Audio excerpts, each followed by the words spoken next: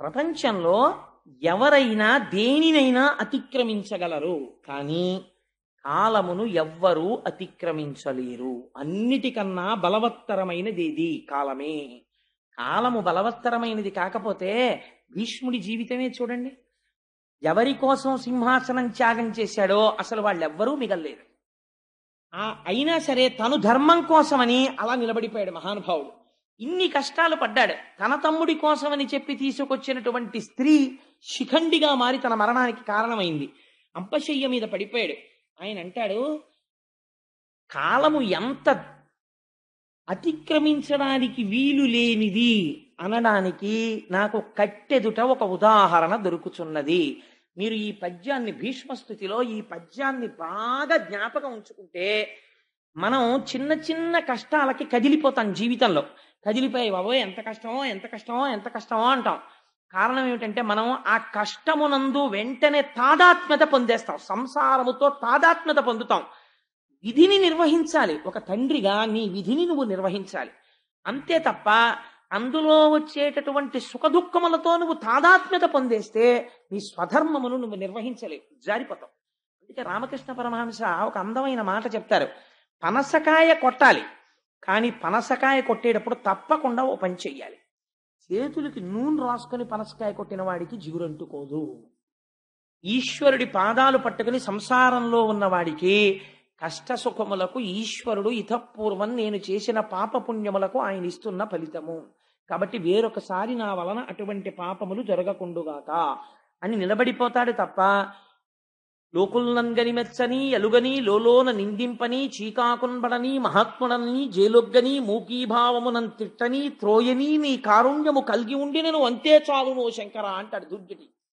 ఆ కష్టం వచ్చినా సుఖం వచ్చినా ఈశ్వరుడి పాదాలు పట్టుకుంటాడు తప్ప పాదముల నుంచి మాత్రం విడువడి పొందడు.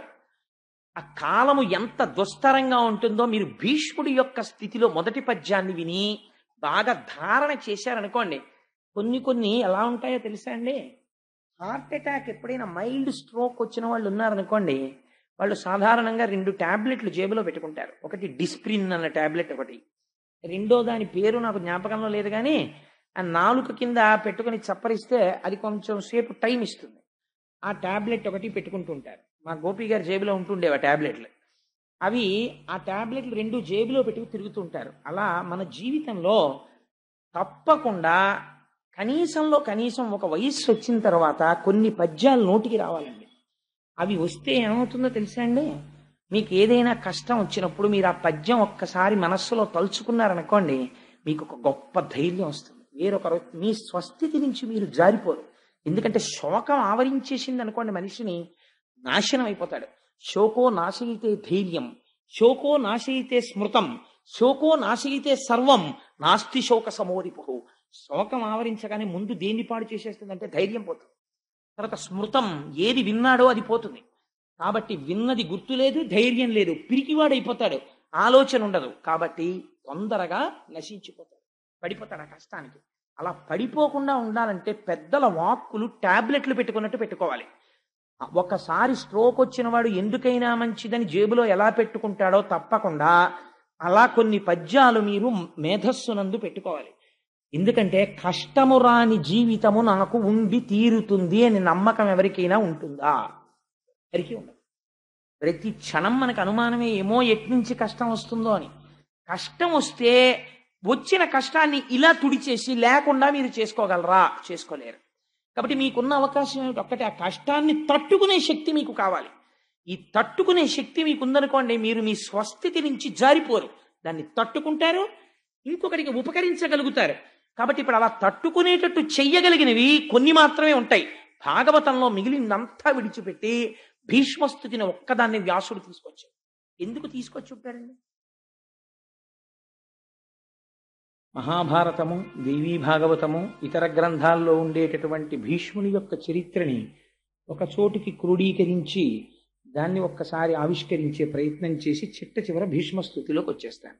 అప్పుడు భాగవతంలో ఉన్నటువంటి విషయాన్ని పూర్తి చేసినట్టు ఉంటుంది, ఇవాల్టి రోజున వినవలసినటువంటి విషయం ఏదో అది విన్నట్టు ఉంటుంది. ఏది వినడం చేత ఇవాళ మనం తరిస్తామో, ఏ మహాపురుషుడి యొక్క జీవితాన్ని మనం వినాలో అది వివరించే ప్రయత్నాన్ని చేస్తాను. భీష్ముడి జీవితం అంత తేలికైనటువంటి విషయం కాదు. ఆయన్ని అర్థం చేసుకోవడం ఎంత తేలిగ్గా కనపడుతుందో అంత కష్టమైన విషయం. ఎందుకంటే మధ్యలో మిమ్మల్ని నేను ఒక ప్రశ్న వేస్తాను, అప్పుడు మీరు ఆలోచన చేద్దురు కానీ అలా ఎందుకు జరిగింది అన్నది ఒకసారి మీరు ఆలోచన చేసే ప్రయత్నం చేద్దురు కానీ. ధర్మం అంటే ఎంత కష్టంగా ఉంటుందో, కాలం అంటే ఎలా ఉంటుందో మీరు గమనిద్దురు కానీ. భీష్ముడి జీవితంలో ఒకానొకప్పుడు బ్రహ్మగారు ఒక పెద్ద సభను ఒకదాన్ని తీర్చారు. అందులో ఋషులు, ప్రజాపతులు మొదలైనటువంటి వారందరూ ఇచ్చేశారు. ఇచ్చేసి ఆ సభ యందు కూర్చుని వారు చర్చ చేస్తున్నారు.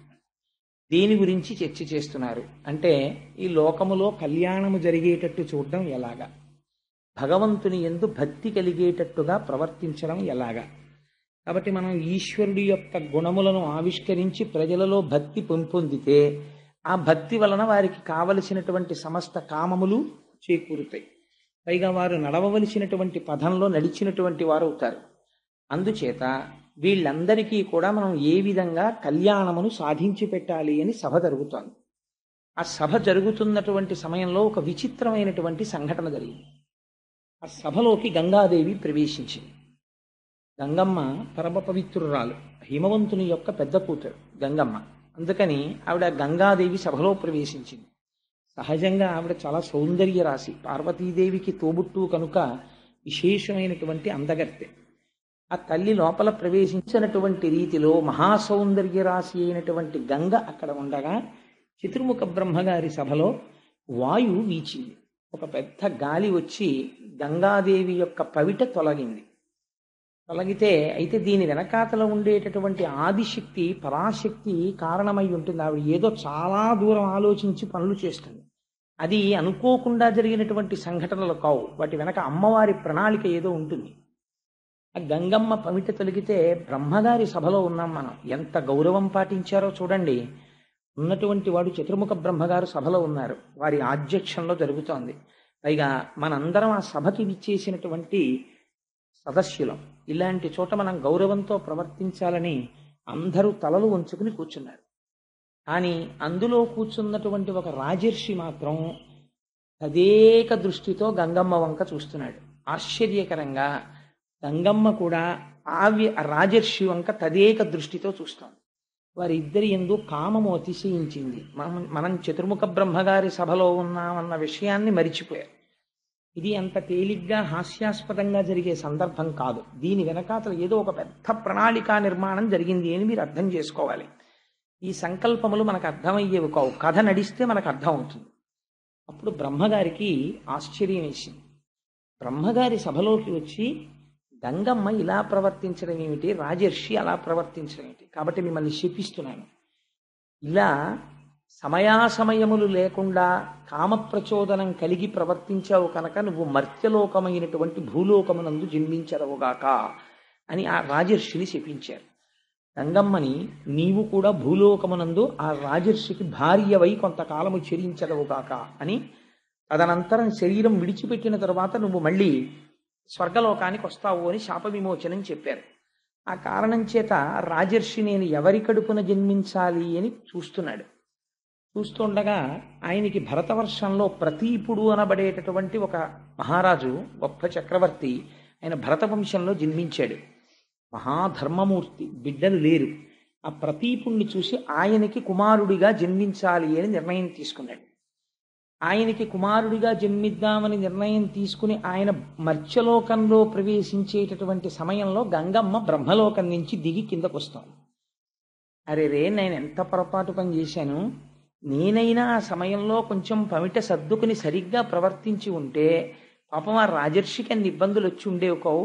నేను ఎంత పొరపాటుగా ప్రవర్తించాను. నేను చేసినటువంటి పొరపాటు పని సరిదిద్దుకోవాలంటే బ్రహ్మగారిచ్చినటువంటి శాపము వలన మత్స్యలోకములో జన్మించి ఆ రాజర్షి ఎవరిగా జన్మిస్తున్నాడో ఆయన భార్యగా కొంతకాలము ఉండాలి అనుకుందావిడ. ఈ సంకల్పము కలిగి వస్తున్నప్పుడు అష్టవసువులు ఆవిడికి రోదన చేస్తూ కనపడ్డారు, ఏడుస్తూ బాధపడుతూ కనపడ్డారు.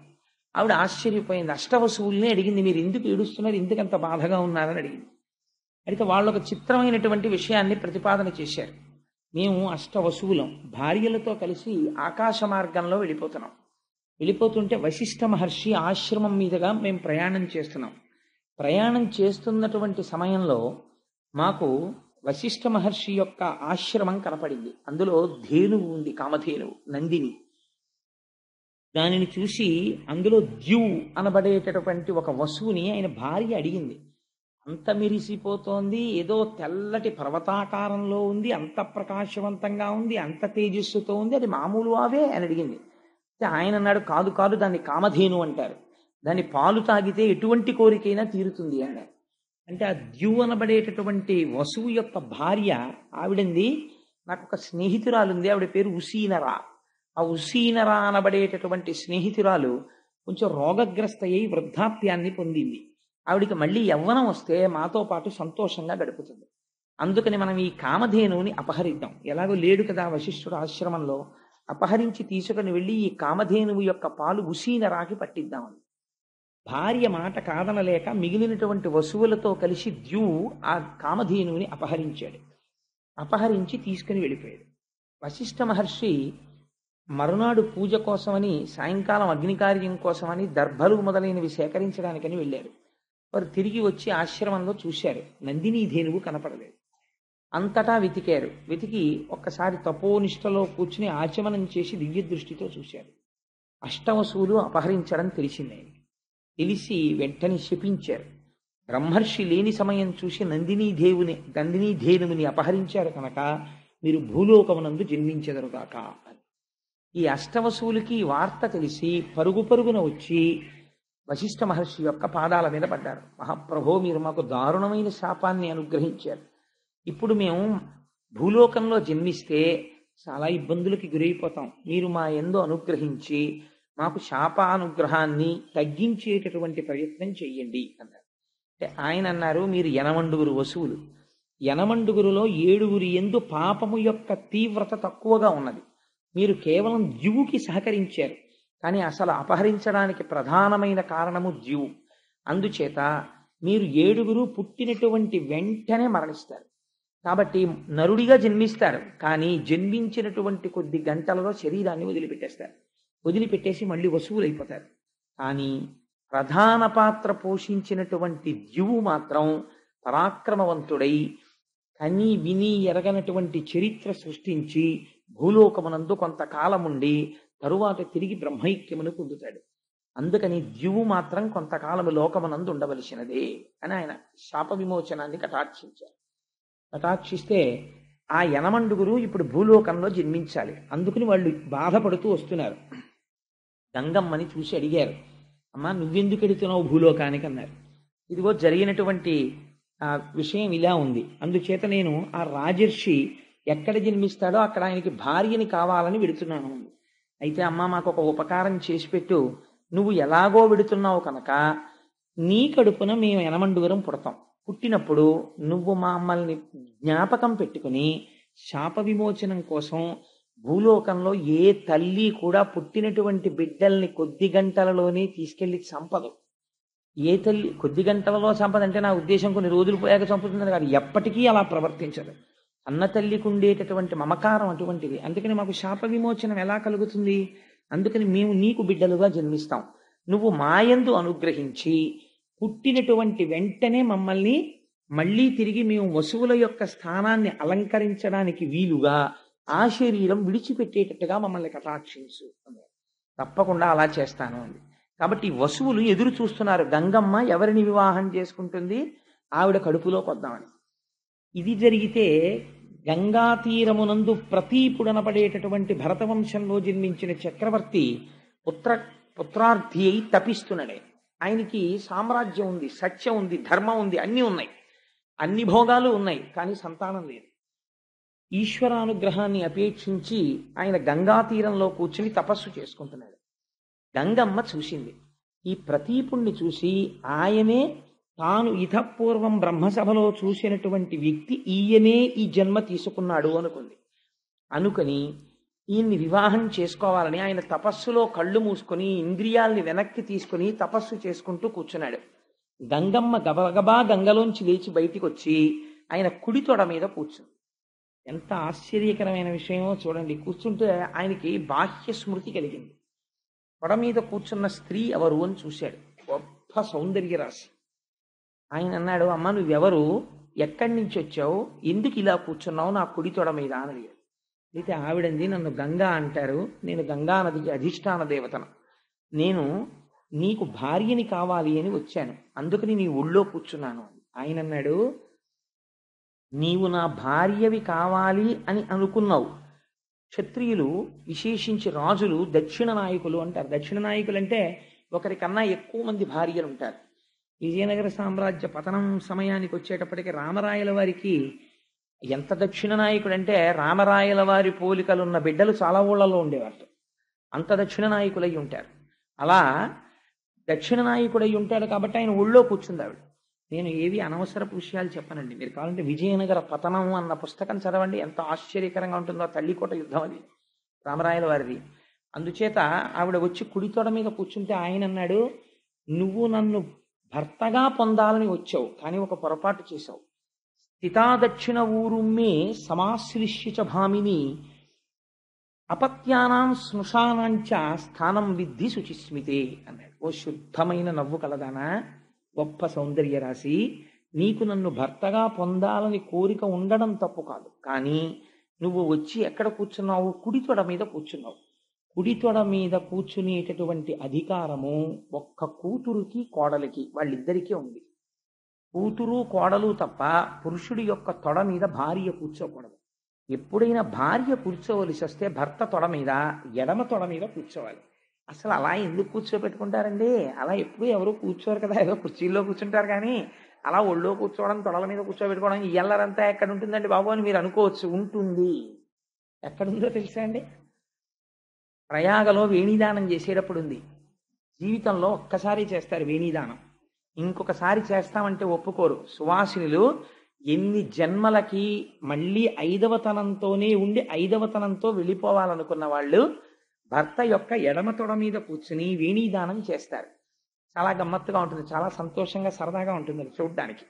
సరే, అందుచేత మేము ప్రయాగ వెళ్ళినప్పుడు చాలా మంది చేశారు, మీరు చేశారు కదమ్మా, అందుకని ఆ వేణీదానం చేసినప్పుడు చాలా సరదాగా సంతోషంగా ఉంటుంది ఆ క్రియ. చేత ఎడమ తొడ మీద కూర్చుంటారు భర్తకి భార్య. అందుకని నువ్వు వచ్చి నా కుడి తొడ మీద కూర్చున్నావు కాబట్టి ఇప్పుడు నువ్వెవరు, నా కోడలితోనన్నా సమానం, కూతురితోనన్నా సమానం.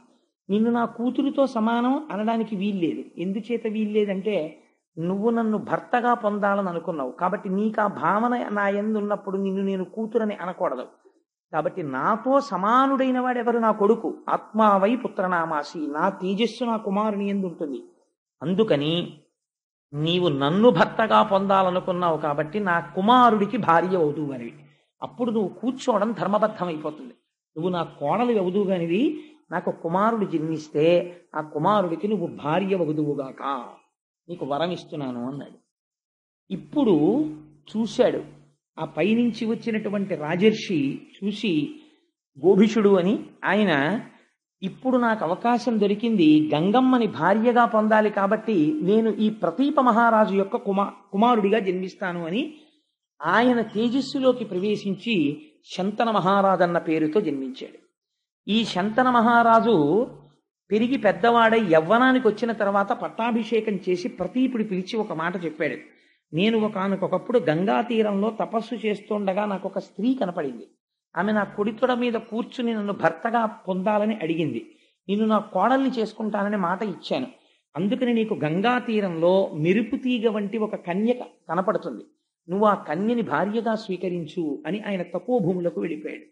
ఒకనాడు శంతన మహారాజు గారికి వేట అంటే చాలా ఇష్టం. శంతన మహారాజు గారు వేటాడడానికి వెళ్ళాడు. వెళ్ళి తిరిగి వస్తూ విశ్రాంతి కోసమని గంగా తీరంలో కూర్చున్నాడు. అక్కడ కనపడింది గంగమ్మ. కనపడితే ఆయన తండ్రి గారు చెప్పినటువంటి స్త్రీ ఈమెయే అని నమ్మి ఆవిడ్ని వివాహం చేసుకోవడానికని ప్రయత్నించి ఆవిడతో మాట కలిపాడు. కలిపితే ఆవిడ వసువులకి మాట ఇచ్చి ఉన్నది, బిడ్డలు పుట్టినప్పుడు వెంటనే వాళ్ళు శరీరం వదిలిపెట్టేటట్టు చూస్తానని. ఇప్పుడు రేపు దానికి భర్త అడ్డుగా నిలబడితే వాళ్ళకి తాను ఇచ్చిన మాట నిలబెట్టుకోవడం కుదరదు. అందుకని ఆవిడంది, నేను నీకు భార్యనవుతాను, కానీ నాదొక షరతు ఉంది. ఏమి నీ షరతు అన్నాడు. యచ్చపుర్యామహంకార్యం శుభం వా యదివా శుభం, నేను ఏ పని చేసినా అది శుభం కావచ్చు అశుభం కావచ్చు, నేను ఏది మాట్లాడినా కూడా నవక్తవ్యం తథాప్రియం, నువ్వు దానికి ఎదురు చెప్పకూడదు. నేను ఏ పని చేసినా నువ్వు అంగీకరించాలి. నువ్వు ఏనాడు నాకు ఎదురు చెప్తావో ఆనాడు నేను నిన్ను విడిచిపెట్టి వెళ్ళిపోతాను. అలాగైతే నేను నిన్ను వివాహం చేసుకుంటాను.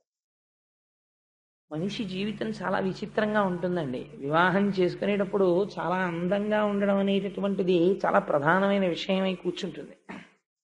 కొన్నాళ్ళు పోయిన తర్వాత ఈ బాహ్యమైనటువంటి సౌందర్యం కన్నా అంతఃసౌందర్యమును, మంచితనము, ఇల్లాలిగా ఉండేటటువంటి లక్షణాలు ఉండడమే చాలా గొప్ప.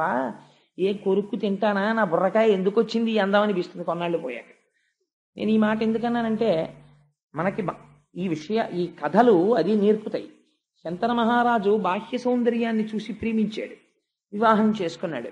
మొట్టమొదట కొడుకు కలిగాడు. కొడుకు పుట్టగానే ఇప్పుడు ఆయన యొక్క స్థితి మారింది, తండ్రి అయ్యాడు. కాబట్టి ఆయన ప్రేమ అంతా కొడుకు మీదకి వెళ్ళింది. బహు అందగాడు కొడుకు. అందున పెద్ద కొడుకు మొట్టమొదట పుట్టినవాడు. కొడుకులు లేక తన తండ్రి ఎంత బాధపడ్డాడో తెలుసు. కొడుకు పుట్టాడు.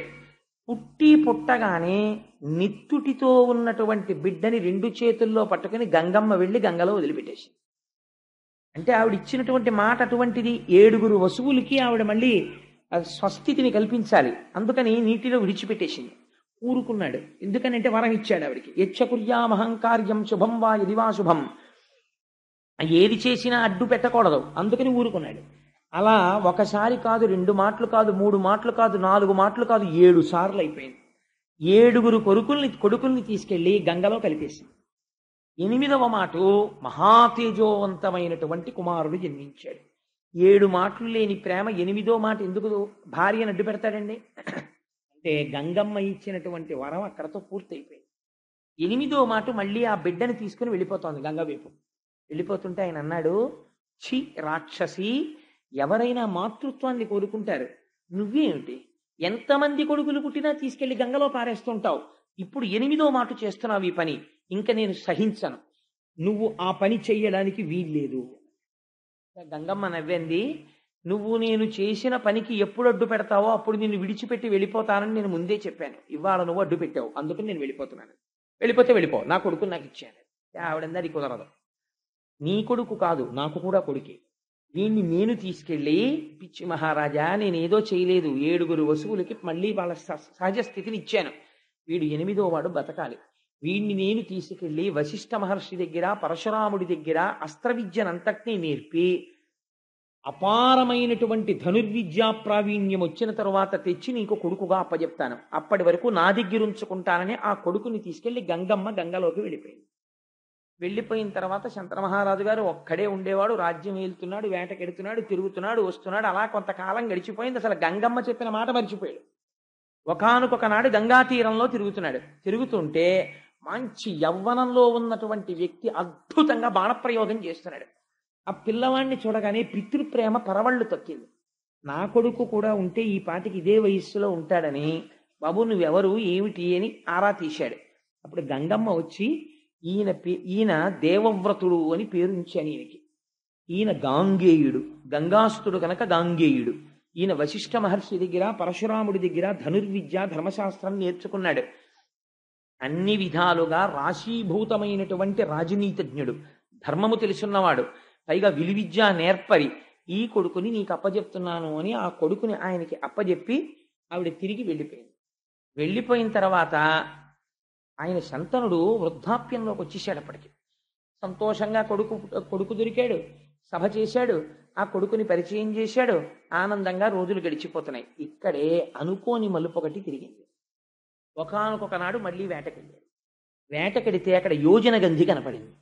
అసలు ఆ సత్యవతి వృత్తాంతం అండి చాలా ఆశ్చర్యకరమైన వృత్తాంతం. అంటే నేను ఇప్పుడు దేవీ భాగవతం చెప్పట్లేదు కాబట్టి మళ్ళీ నేను ఆ సత్యవతి వృత్తాంతం అంతా చెప్పను. చెప్తే ఇప్పుడు నేను భాగవతం వదిలిపెట్టి దేవీ భాగవతంలోకి వెళ్ళిపోవడం అయిపోతుంది. అందుకని ఆ సత్యవతీదేవిని చూశాడు ఆవిడ యోజన గంధి. అంతకుముందు ఆవిడ దగ్గర చేపల కంపు వచ్చేది. పరాశర మహర్షి వరం ఇచ్చారు వ్యాస మహర్షి జన్మించినప్పుడు. ఆవిడ నించున్న చోటు నుంచి ఒక యోజనం దూరం కస్తూరి వాసన వస్తుంది. ఆవిడ పడవ మీద అందరినీ ఉచితంగా అటు ఇటు చేరుస్తూ ఉంటుంది గంగా తీరంలో. ఆ సత్యవతీదేవిని చూసి వివాహం చేసుకుంటానని అడిగాడు. ఆవిడంది, నేను స్వేచ్ఛా విహరిణిని కాను, నా తండ్రి దాశరాజు ఉన్నాడు, నువ్వు నా తండ్రిని అడుగు, నా తండ్రి సమ్మతిస్తే నన్ను చేపట్టు, నా తండ్రి అంగీకరించకపోతే అప్పుడు నువ్వు నన్ను రాక్షస వివాహంలో పాణిగ్రహణం చేసి తీసుకెడుదు గానివి, నా తండ్రి అనుమతి తీసుకోమని. అంటే శంతన మహారాజు గారు దాశరాజు దగ్గరికి వెళ్ళాడు. దాశరాజు వంగి వంగి నమస్కారాలు చేశాడు శంతనుడిని చూసి. అయ్యా, మీకు నేను ఏం చెయ్యగలవాడను అన్నాడు. నీ కన్యకారత్నాన్ని నాకు ఇవ్వయ్యా అని అడిగాడు శంతనుడు. అడిగితే ఆయన ఎంత తెలివైనవాడో చూడండి. ఆయన అన్నాడు, దాశరాజు, నా కూతురు సత్యవతిని నీకిచ్చి వివాహం చేస్తాను, కానీ రేపొద్దున్న నా కూతురు కడుపు పండి కొడుకు పుడితే ఆ కొడుక్కి రాజ్యం ఇస్తావా అని అడిగాడు. అడిగితే ఆయనకి దేవవ్రతుడు ఒక్కసారి మనస్సులో మిగిలాడు. పెద్ద కొడుకు ఉన్నాడు, మహానుభావుడు, ధర్మజ్ఞుడు, గొప్ప విలువిద్యా విశారదుడు. అటువంటి కొడుక్కి రాజ్యం ఇవ్వకుండా ఇంత వృద్ధాప్యంలో ఈ సత్యవతీదేవి కోసం అని చెప్పి తను ఎలా విడిచిపెట్టేసుకుంటాడు కొడుకుని? మాట ఇవ్వలేక వెనక్కి తిరిగి వెళ్ళిపోయాడు. కానీ ఈవిడ మీద మనస్సు ఉండిపోయింది. సరిగ్గా నిద్ర పట్టట్లేదు, ఆహారం తీసుకోవట్లేదు, అస్థిమితంగా తిరుగుతున్నాడు. కుమారుడు వెళ్ళి అడిగాడు, నాన్నగారు ఏమైంది? చూచాయగా చెప్పాడు ఈ విషయాన్ని. మంత్రుల దగ్గర అడిగాడు మహానుభావుడు దేవవ్రతుడు. అడిగితే, మీ నాన్నగారికి ఈ వయస్సులో వివాహం మీదుగా మనసు మళ్ళింది, సత్యవతిని వివాహం చేసుకోవాలనుకుంటున్నాడు, కానీ దాశరాజు ఈ నియమం పెట్టాడు అన్నారు. అంటే దేవవ్రతుడు దాశరాజు దగ్గరికి వెళ్ళి, అయ్యా, మీ కుమార్తె అయినటువంటి సత్యవతీదేవిని మా తండ్రి గారికి ఇచ్చి వివాహం చేయండి అని అడిగాడు. అడిగితే దాశరాజు అన్నాడు, తప్పకుండా చేస్తాను, నాకు అభ్యంతరం లేదు, కానీ నా కుమార్తెకి పుట్టేటటువంటి కొడుక్కి శంతన మహారాజు గారి రాజ్యం వస్తుందా అన్నాడు. అంటే దేవవ్రతుడు అన్నాడు, తప్పకుండా వస్తుంది, ఎందుకంటే నాకు కదా రావాలి రాజ్యం, నేను రాజ్యాన్ని పరిత్యాగం చేసేస్తున్నాను, నేను తీసుకోను రాజ్యం. మా నాన్నగారి యొక్క కోరిక తీరడం కోసం నీ కుమార్తెను ఆయనకిచ్చి వివాహం చెయ్యండి అన్నాడు. దాశరాజు అన్నాడు, ఇక్కడ వరకు బాగుంది, కానీ రేపు నీకో కొడుకు పుడతాడు, నువ్వు సహజంగా చాలా పరాక్రమవంతుడవు, నీకు పుట్టేటటువంటి కొడుకు చాలా పరాక్రమవంతుడు అవుతాడు.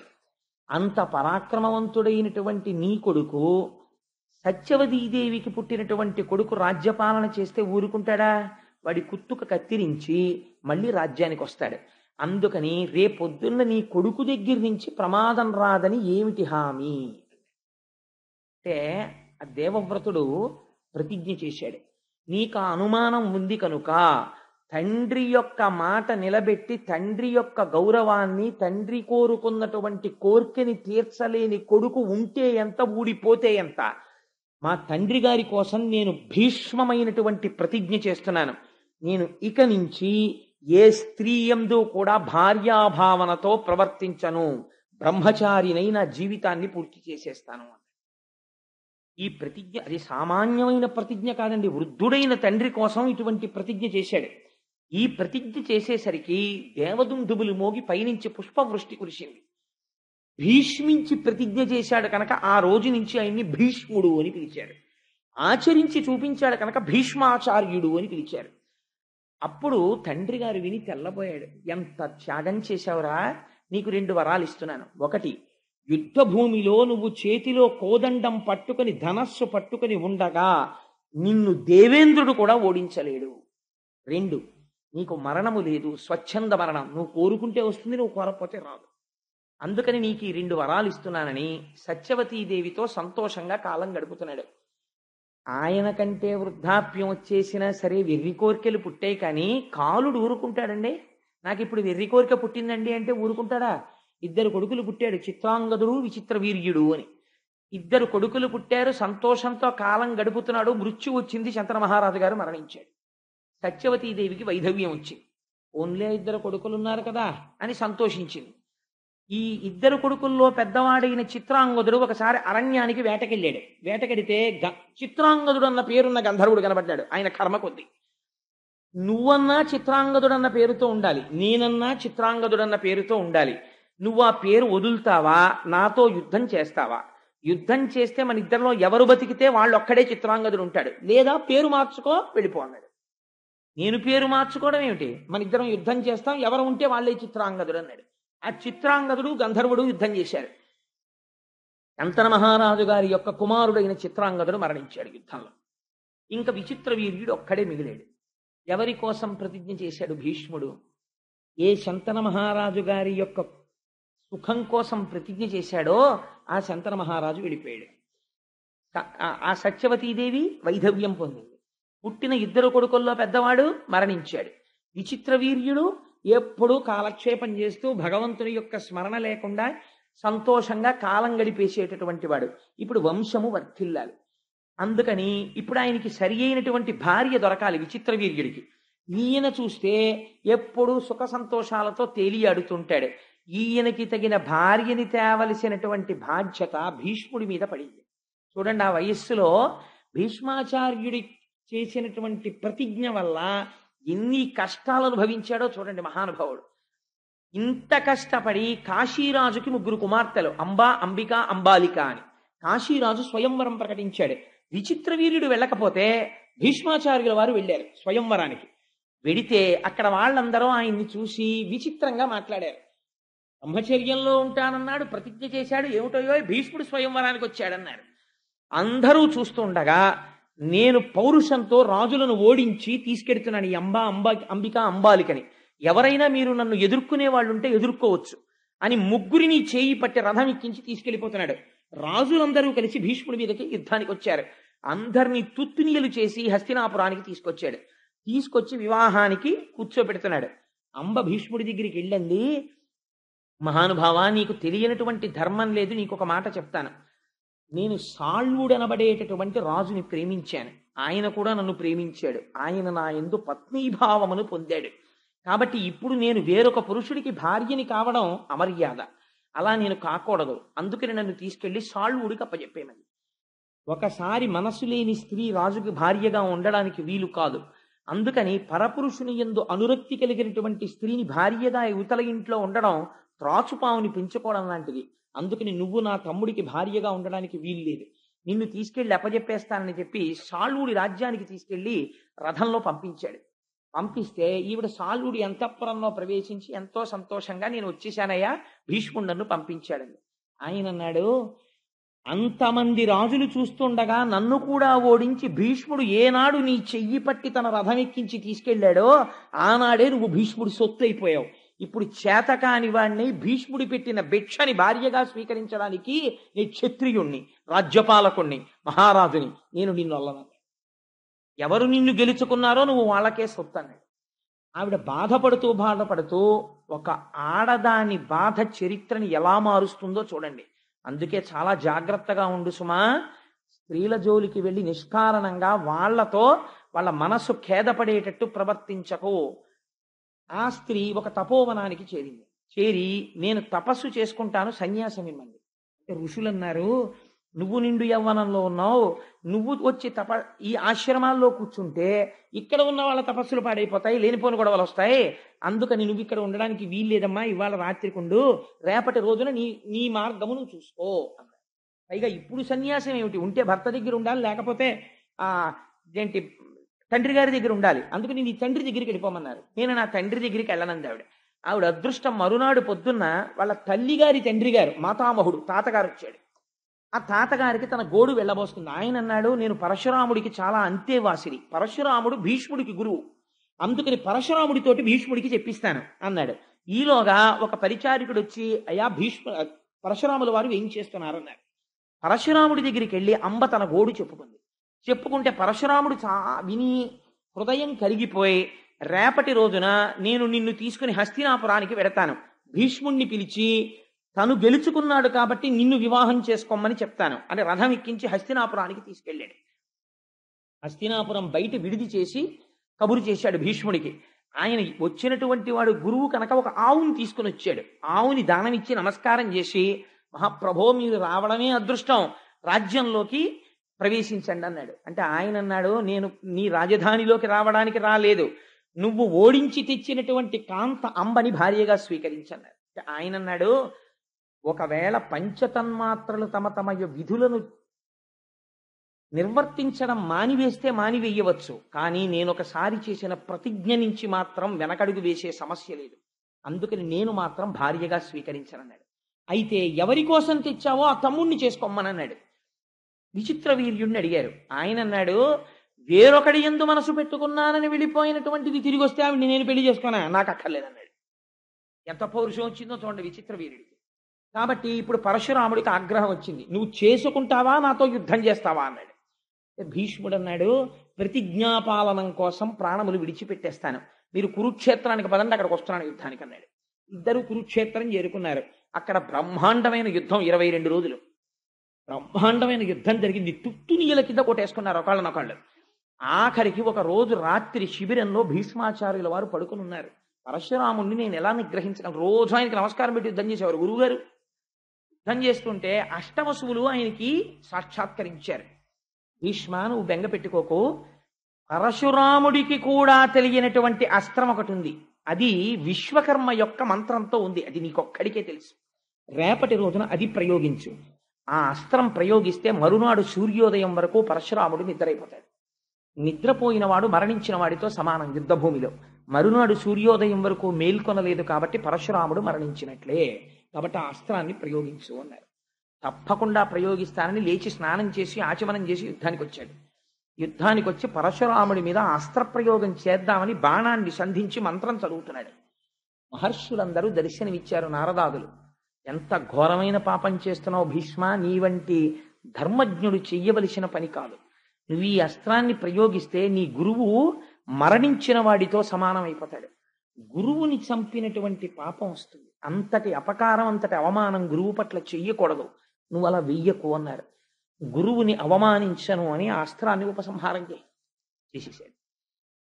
అదే సమయంలో జమదగ్ని మొదలైనటువంటి వాళ్ళు పరశురాముడి తండ్రి వాళ్ళు వచ్చారు. వచ్చి, నువ్వు కూడా బ్రాహ్మణుడవై నీ శిష్యుల మీద ఇంత బాణప్రయోగం చెయ్యకూడదు, ఆయన ధర్మానికి కట్టుబడ్డాడు, నువ్వు ఉపశాంతి వహించని పరశురాముడికి చెప్పారు.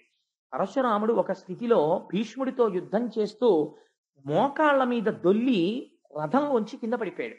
అందుకని పరశురాముడు ఓటమిని అంగీకరించాడు భీష్ముడి చేతిలో.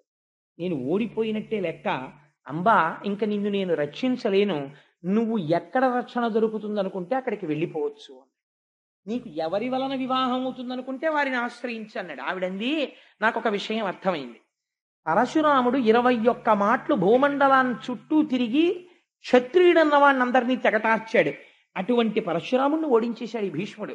కాబట్టి భీష్ముడిని ఓడించేవాడు లేడు కాబట్టి నా పెళ్ళవదు కాబట్టి నేను ఒక్క ప్రతీకారం తీర్చుకుంటాను, ఈ భీష్ముడిని చంపుతాను, ఏ నా ప్రతిజ్ఞ ఇవాళ నుంచి, ఇంకా నాకు వివాహం అక్కర్లేదు, భీష్ముడు ఎలా చనిపోతాడో ఇదొక్కటే నా కోరిక అని ఆవిడ తపస్సు చేయడం మొదలెట్టింది. ఒక చోట అంటారు, ఆవిడ ముందు సుబ్రహ్మణ్యేశ్వర స్వామి వారి గురించి తపస్సు చేసి కందుడు ప్రత్యక్షం అయ్యాడు. ఏమి నీ కోరిక అన్నాడు. భీష్ముడిని నిగ్రహించాలని. అది నేను చెప్పలేను, భీష్ముడికి వరం ఉంది, చేతిలో ధనస్సు ఉండగా ఎవరు చంపలేరు, పైగా ధర్మజ్ఞుడు, అందుకని నీకు ఒక పుష్పమాలను ఇస్తాను, ఈ పుష్పమాల మెడలో వేసుకుని ఎవరు యుద్ధం చేస్తే వాళ్ళు భీష్ముడి మీద గెలుస్తారు అన్నారు. ఎందరో రాజుల్ని అడిగింది మెడలో ఈ పుష్పమాల వేసుకుని భీష్ముడితో యుద్ధం చేయమని. మహాధర్మాత్ముడైన భీష్ముడిని ఎందుకు సంహరించాలి, ఎందుకు యుద్ధం చేయాలి, మేము యుద్ధం చేయాలన్నారు. ఈ మాల తీసుకెళ్లి ద్రుపదరాజు గారి ఇంటి రాజద్వారం మీద వేసి మళ్ళీ తపస్సు చేసింది. ఈసారి రుద్రుడు ప్రత్యక్షమయ్యాడు. ఏం కావాలన్నాడు. అంటే భీష్ముడిని సంహరించాలంది. నీకు ఈ జన్మలో ఆ కోరిక తీరదు, వచ్చే జన్మలో తీరుతుంది, కాబట్టి నీ శరీరం విడిచిపెట్టి వేరే జన్మ తీసుకోమన్నాడు.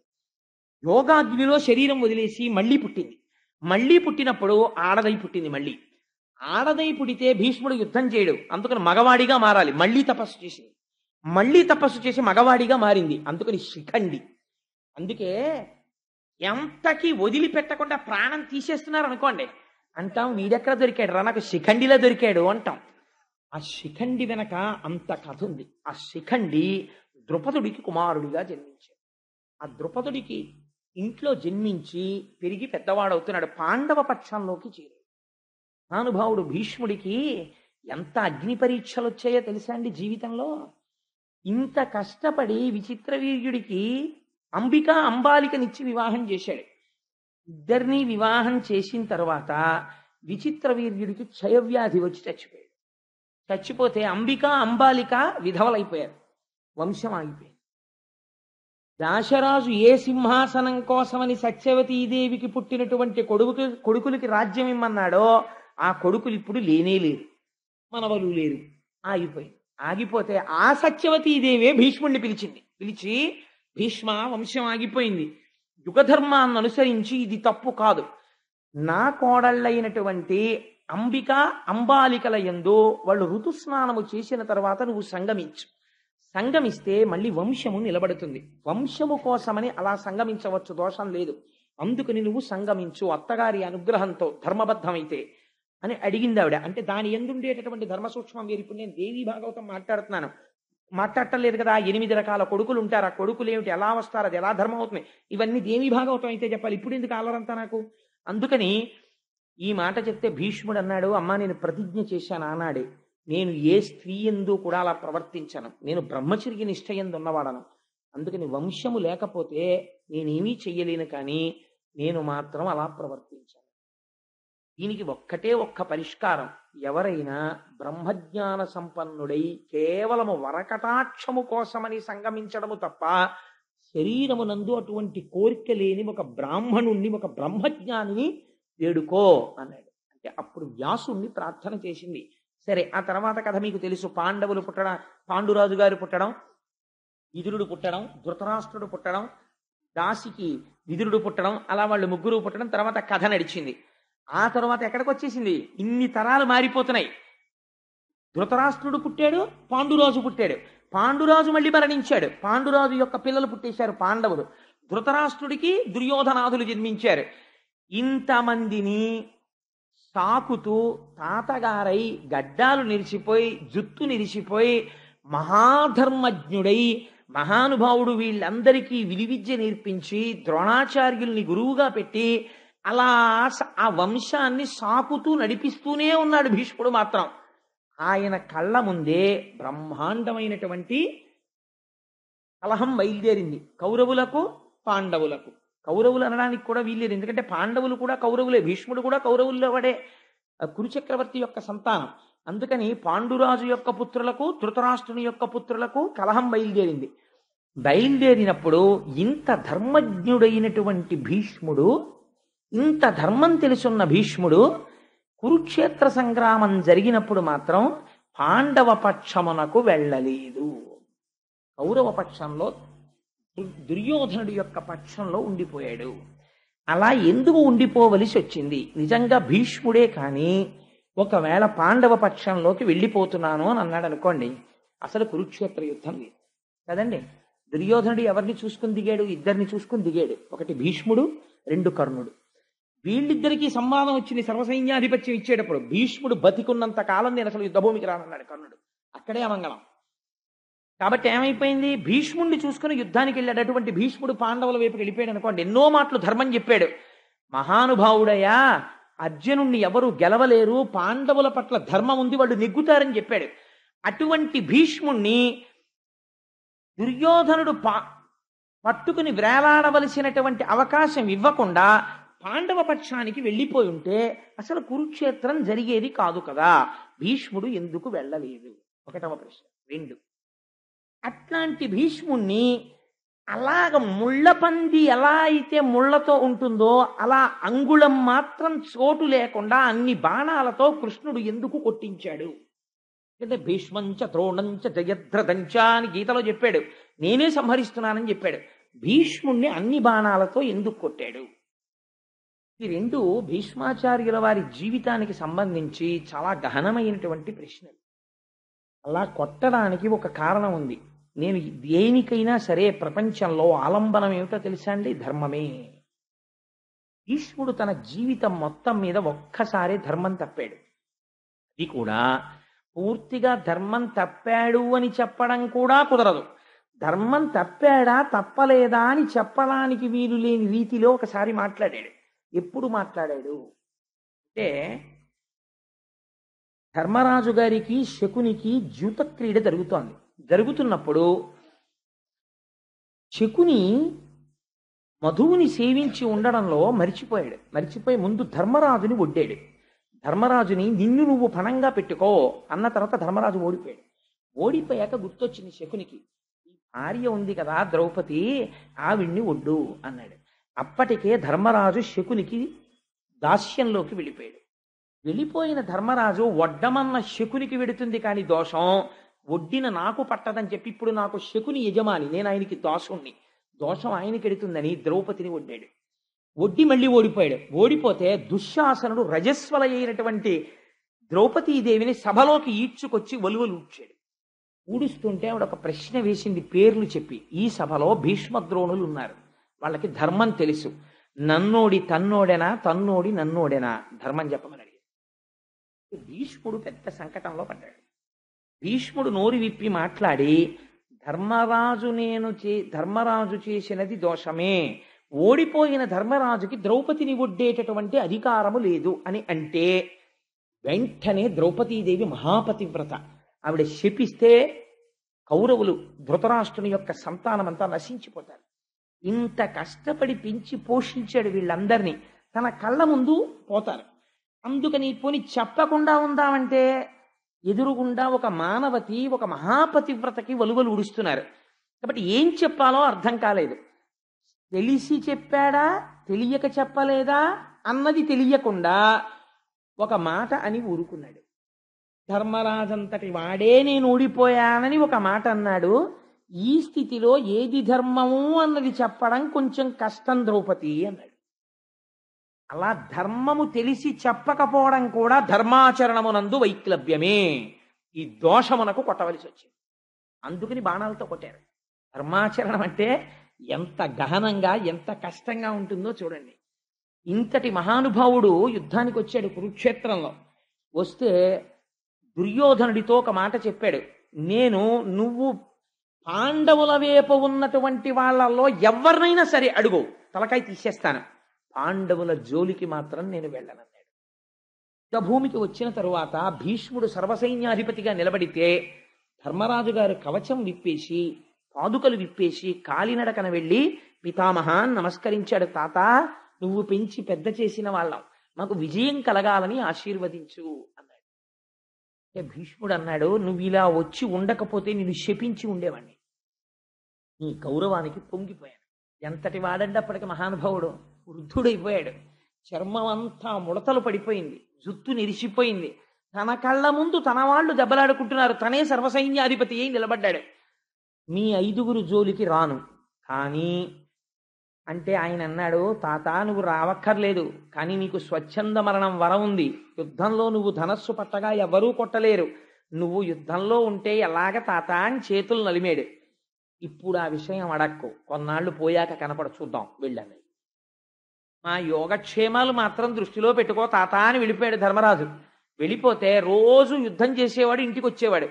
దుర్యోధనుడు వచ్చి సూటి పోటీ మాటలు ములుకులతో పొడిచినట్టు మాట్లాడేవాడు భీష్ముణ్ణి.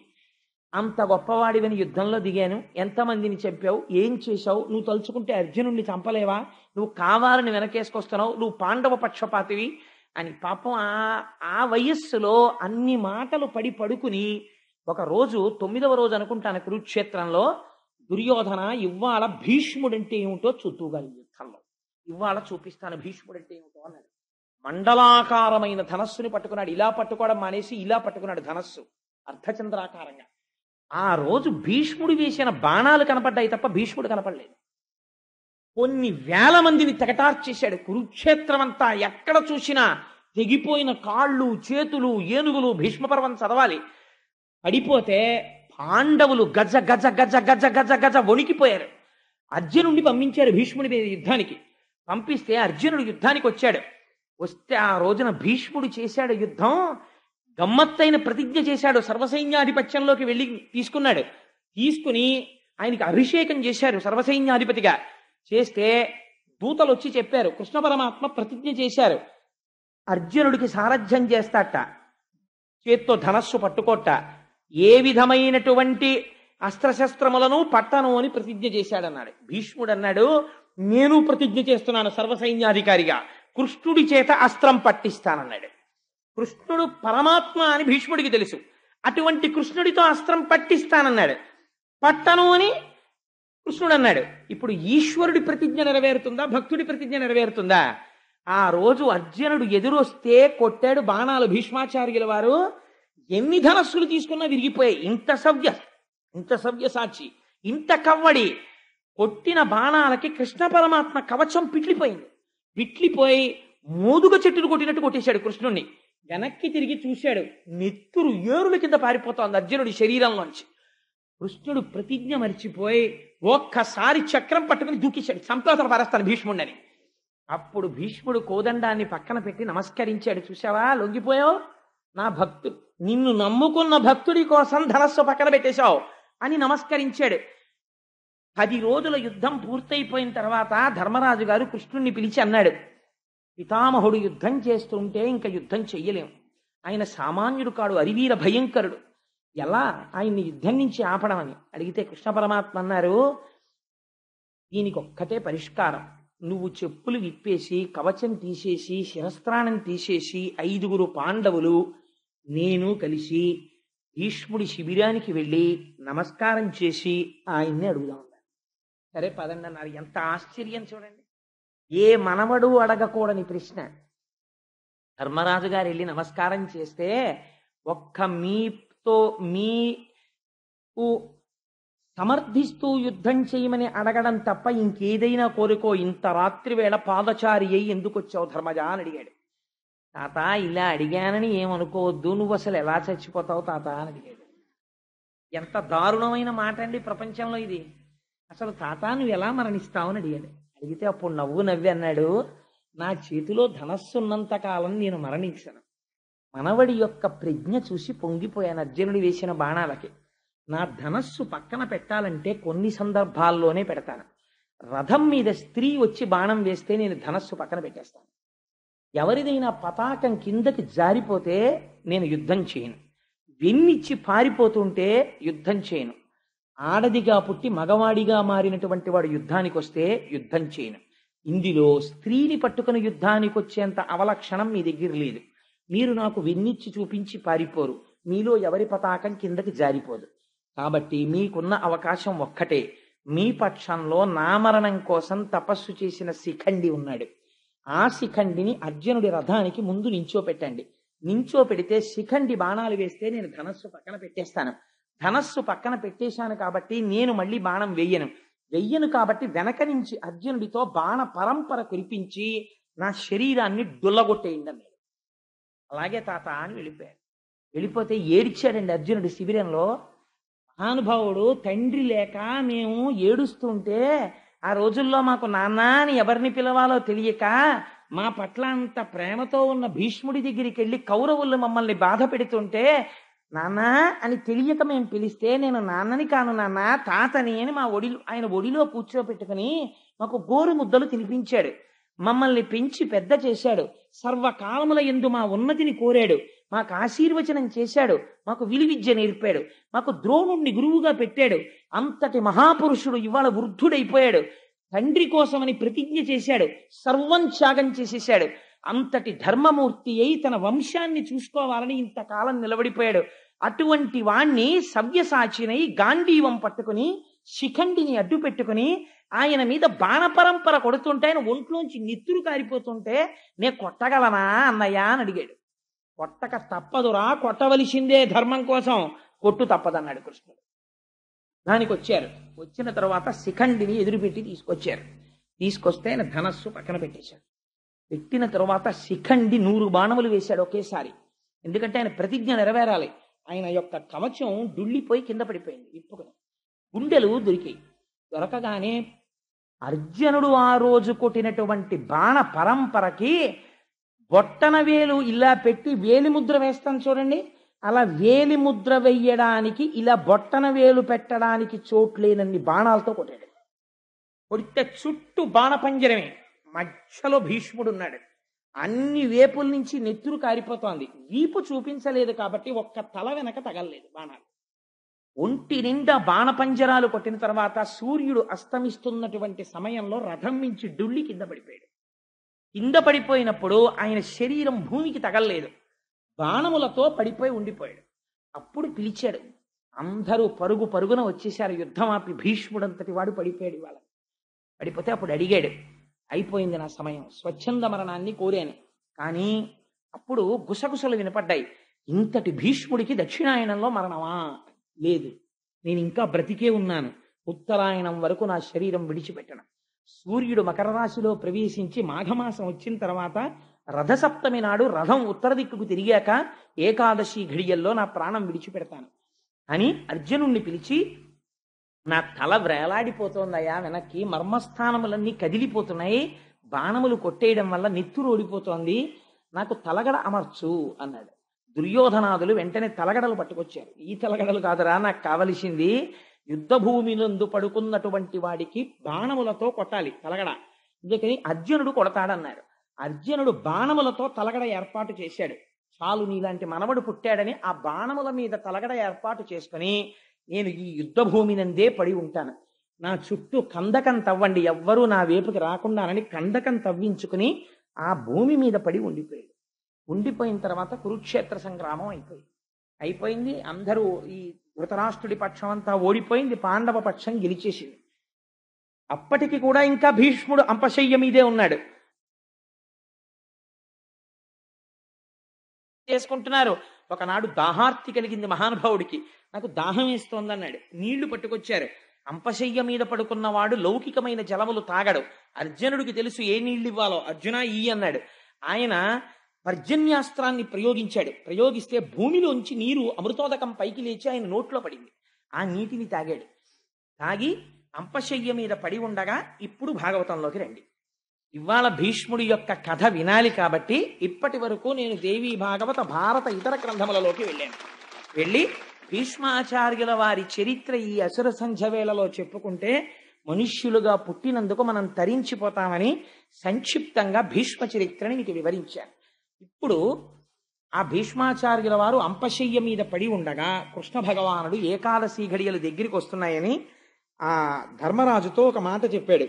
భీష్ముడు అక్కడ అంపశయ్య మీద ఉన్నాడు, నువ్వు బయలుదేరి వెళ్ళి దర్శనం చేసుకుని ఆయన దగ్గర ధర్మాలు తెలుసుకో. అటువంటి మహాపురుషుడు వెళ్ళిపోతే మళ్ళీ ధర్మం చెప్పేవాడు లేడు.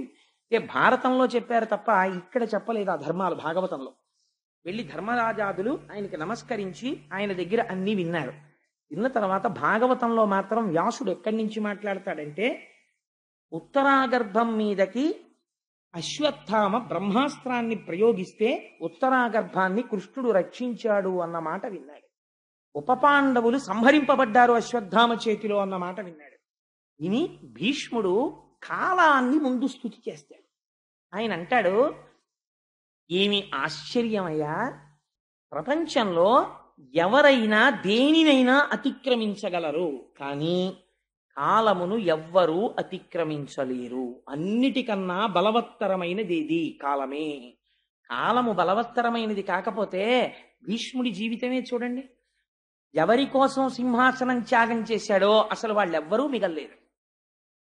అయినా సరే తను ధర్మం కోసమని అలా నిలబడిపోయాడు మహానుభావుడు.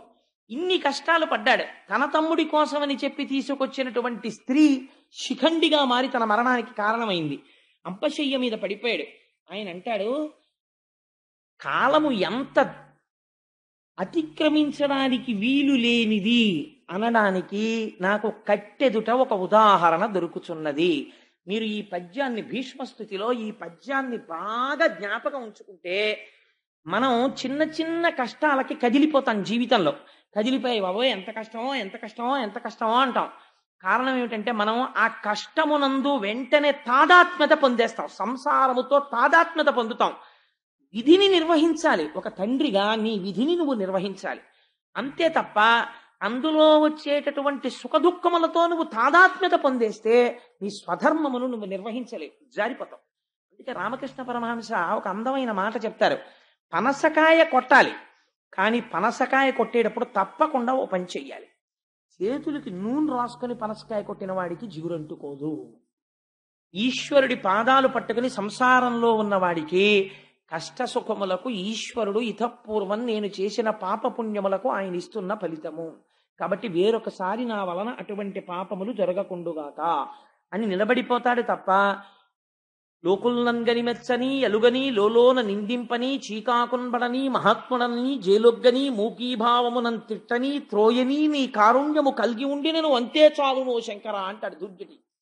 ఆ కష్టం వచ్చినా సుఖం వచ్చినా ఈశ్వరుడి పాదాలు పట్టుకుంటాడు తప్ప పాదముల నుంచి మాత్రం విడువడి పొందడు. ఆ కాలము ఎంత దుస్తరంగా ఉంటుందో మీరు భీష్ముడి యొక్క స్థితిలో మొదటి పద్యాన్ని విని బాగా ధారణ చేశారనుకోండి, కొన్ని ఎలా ఉంటాయో తెలుసా అండి? హార్ట్ అటాక్ ఎప్పుడైనా మైల్డ్ స్ట్రోక్ వచ్చిన వాళ్ళు ఉన్నారనుకోండి, వాళ్ళు సాధారణంగా 2 టాబ్లెట్లు జేబులో పెట్టుకుంటారు. ఒకటి డిస్ప్రిన్ అన్న టాబ్లెట్ ఒకటి. రెండో దాని పేరు నాకు జ్ఞాపకంలో లేదు కానీ ఆ నాలుక కింద పెట్టుకుని చప్పరిస్తే అది కొంచెం సేపు టైం ఇస్తుంది. ఆ టాబ్లెట్ ఒకటి పెట్టుకుంటూ ఉంటారు. మా గోపి గారి జేబులో ఉంటుండేవి ఆ టాబ్లెట్లు. అవి ఆ టాబ్లెట్లు 2 జేబులో పెట్టుకు తిరుగుతూ ఉంటారు. అలా మన జీవితంలో తప్పకుండా కనీసంలో కనీసం ఒక వయస్సు వచ్చిన తర్వాత కొన్ని పద్యాలు నోటికి రావాలండి. అవి వస్తే ఏమవుతుందో తెలుసా అండి? మీకు ఏదైనా కష్టం వచ్చినప్పుడు మీరు ఆ పద్యం ఒక్కసారి మనస్సులో తలుచుకున్నారనుకోండి, మీకు ఒక గొప్ప ధైర్యం వస్తుంది. వేరొకరు మీ స్వస్థితి నుంచి మీరు జారిపోరు. ఎందుకంటే శోకం ఆవరించేసింది అనుకోండి, మనిషిని నాశనం అయిపోతాడు. శోకో నాశయితే ధైర్యం, శోకో నాశయితే స్మృతం, శోకో నాశయితే సర్వం, నాస్తి శోక సమోరిపు. శోకం ఆవరించగానే ముందు దేన్ని పాడు చేసేస్తుందంటే ధైర్యం పోతుంది. తర్వాత స్మృతం, ఏది విన్నాడో అది పోతుంది. కాబట్టి విన్నది గుర్తులేదు, ధైర్యం లేదు, పిరికివాడైపోతాడు, ఆలోచన ఉండదు. కాబట్టి తొందరగా నశించిపోతాడు, పడిపోతాడు ఆ కష్టానికి. అలా పడిపోకుండా ఉండాలంటే పెద్దల వాక్కులు టాబ్లెట్లు పెట్టుకున్నట్టు పెట్టుకోవాలి. ఒకసారి స్ట్రోక్ వచ్చిన వాడు ఎందుకైనా మంచిదని జేబులో ఎలా పెట్టుకుంటాడో తప్పకుండా అలా కొన్ని పద్యాలు మీరు మేధస్సునందు పెట్టుకోవాలి. ఎందుకంటే కష్టము రాని జీవితము నాకు ఉండి తీరుతుంది అని నమ్మకం ఎవరికైనా ఉంటుందా? ఎవరికి ఉండదు. ప్రతి క్షణం మనకు అనుమానమే, ఏమో ఎట్నుంచి కష్టం వస్తుందో అని. కష్టం వస్తే వచ్చిన కష్టాన్ని ఇలా తుడిచేసి లేకుండా మీరు చేసుకోగలరా? చేసుకోలేరు. కాబట్టి మీకున్న అవకాశం ఏమిటి? ఒక్కటే, ఆ కష్టాన్ని తట్టుకునే శక్తి మీకు కావాలి. ఈ తట్టుకునే శక్తి మీకు ఉందనుకోండి, మీరు మీ స్వస్థితి నుంచి జారిపోరు. దాన్ని తట్టుకుంటారు, ఇంకొకరికి ఉపకరించగలుగుతారు. కాబట్టి ఇప్పుడు అలా తట్టుకునేటట్టు చెయ్యగలిగినవి కొన్ని మాత్రమే ఉంటాయి. భాగవతంలో మిగిలినంతా విడిచిపెట్టి భీష్మస్థుతిని ఒక్కదాన్ని వ్యాసుడు తీసుకొచ్చాడు. ఎందుకు తీసుకొచ్చి ఉంటాడండి? మీరు బాగా జ్ఞాపకం పెట్టుకోండి. ఆ ప్రతి పద్యం కూడా మహత్తరమైనటువంటి ఒక్కొక్క క్యాప్స్యూల్. అది మీకు నోటికి వచ్చాయనుకోండి ఆ పద్యాలు మీకు వస్తే అవి ఎలా మెట్లెక్కిస్తాయో మీకు చూపిస్తానో ఆశ్చర్యంగా ఉంటుంది. మొదట మనం దేనికి లొంగుతాం జీవితంలో? కష్టానికి లొంగుతాం. ఇంతటి అంపశయ్య మీద పడుకున్న భీష్ముడు ధర్మరాజుని చూసి అన్నాడు, ధర్మరాజు వచ్చి అక్కడ నిలబడితే పరామర్శ అంటాం కదా, మరి ఉప పాండవులు పోయారు కదా. ధర్మరాజుని చూసి అన్నాడు, అయ్యో ఉప పాండవులు పోయారట కదా, ఏమిటో పాపం మీ కర్మ అనలేదు. ఎన్ని కష్టాలు పడిందయ్యా కుంతి. పాండురాజు చిన్నతనంలో చచ్చిపోయాడు, తండ్రి లేని బిడ్డలై పెరిగారు, ఎట్టకేలకు మీకు రాజ్యాధిపత్యం వచ్చింది. ఇన్ని వచ్చినా కష్టం మిమ్మల్ని వదలలేదు. చూసావా ఎలా వదలలేదో తెలుసా? రాజట ధర్మజుండు, సురరాజసుతుండట ధన్వి, శాస్త్రోద్వేజకమైన గాంధీవము విల్లుయట, సారథి సర్వయోగ సంయోజకుడైన చక్రియట, ఉగ్రగదాధరుండు భీముడై యాజికి తోడువచ్చనట. ఈ పాండవులకు కష్టము కలుగుట ఎంత చిత్రమో, ఎంత గొప్ప పద్యమో చూడండి. రాజట ధర్మజుండు, ఇవాళ యావత్ భరతఖండానికి ధర్మరాజు గారు రాజు. కాబట్టి వాళ్ళ వంక కన్నెత్తి చూడడమే. ఓన్లేండి ధర్మరాజు గారు రాజు అయితే ఏముందండి, బలహీనుడు అందామా? రాజట ధర్మజుండు, సురరాజసుతుండట ధన్వి. ఎవరు? ఆయన తమ్ముడు ఎవరు? సాక్షాత్తుగా దేవేంద్రుడి యొక్క కొడుకు అర్జునుడు. ఆయన ధన్వి, చాలా గొప్పవాడు. కానీ ఆయనకి గొప్ప ధనస్సు లేదండి చేతిలో అందామా? శాస్త్రవోద్వేజకమైన గాంధీవము విల్లుయట. అసలు ఆ గాంధీవానికి ఉన్న గొప్పతనం ఏమిటంటే, ఇంకోళ్ళు ఎవరైనా అది అక్కడ పెడితే సరదాగా ముట్టుకుందామని ముట్టుకోవడం కుదరదు. అది పాములా కనపడుతుంది, శవంలా కనపడుతుంది. అంత మహిమాన్వితమైనటువంటి ధనస్సు.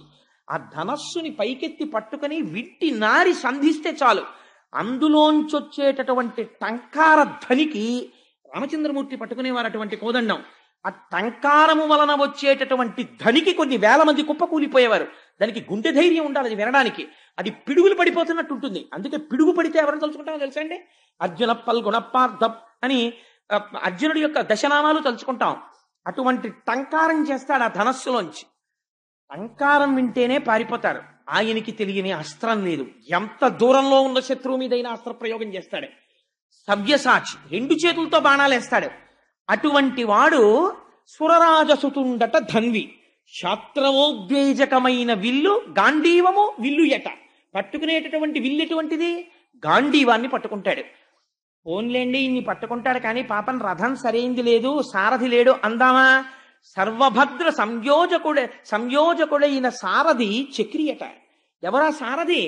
సర్వకాలములయందు భద్రత కల్పించి అర్జునుణ్ణి రక్షించుకోవడమే ప్రయోజనంగా పెట్టుకున్నటువంటి మహామహిమాన్వితుడైనటువంటి యోగపురుషుడైన శ్రీకృష్ణ పరమాత్మ సారథి. పోన్లేండి, ఈయన ఒక్కడే ఇంత గొప్పవాడైనా కొంచెం ఆదమరిపించి కొట్టారు, అభిమన్యుణ్ణి కొట్టినట్టు అందామా? ఉగ్రగదాధరుండు భీముడై యాజికి తోడువచ్చునట. ఎప్పుడు అర్జునుడి పక్కన ఎవరుంటారు? బ్రహ్మాండమైనటువంటి గద పట్టుకుని గిర్ర గిర్ర గిర్ర గిర్ర తిప్పుతూ ఒక్క గదాదండంతో ఒక దెబ్బ వేశాడా ఏనుగుల కుంభస్థలాలు బద్దలైపోతాయి.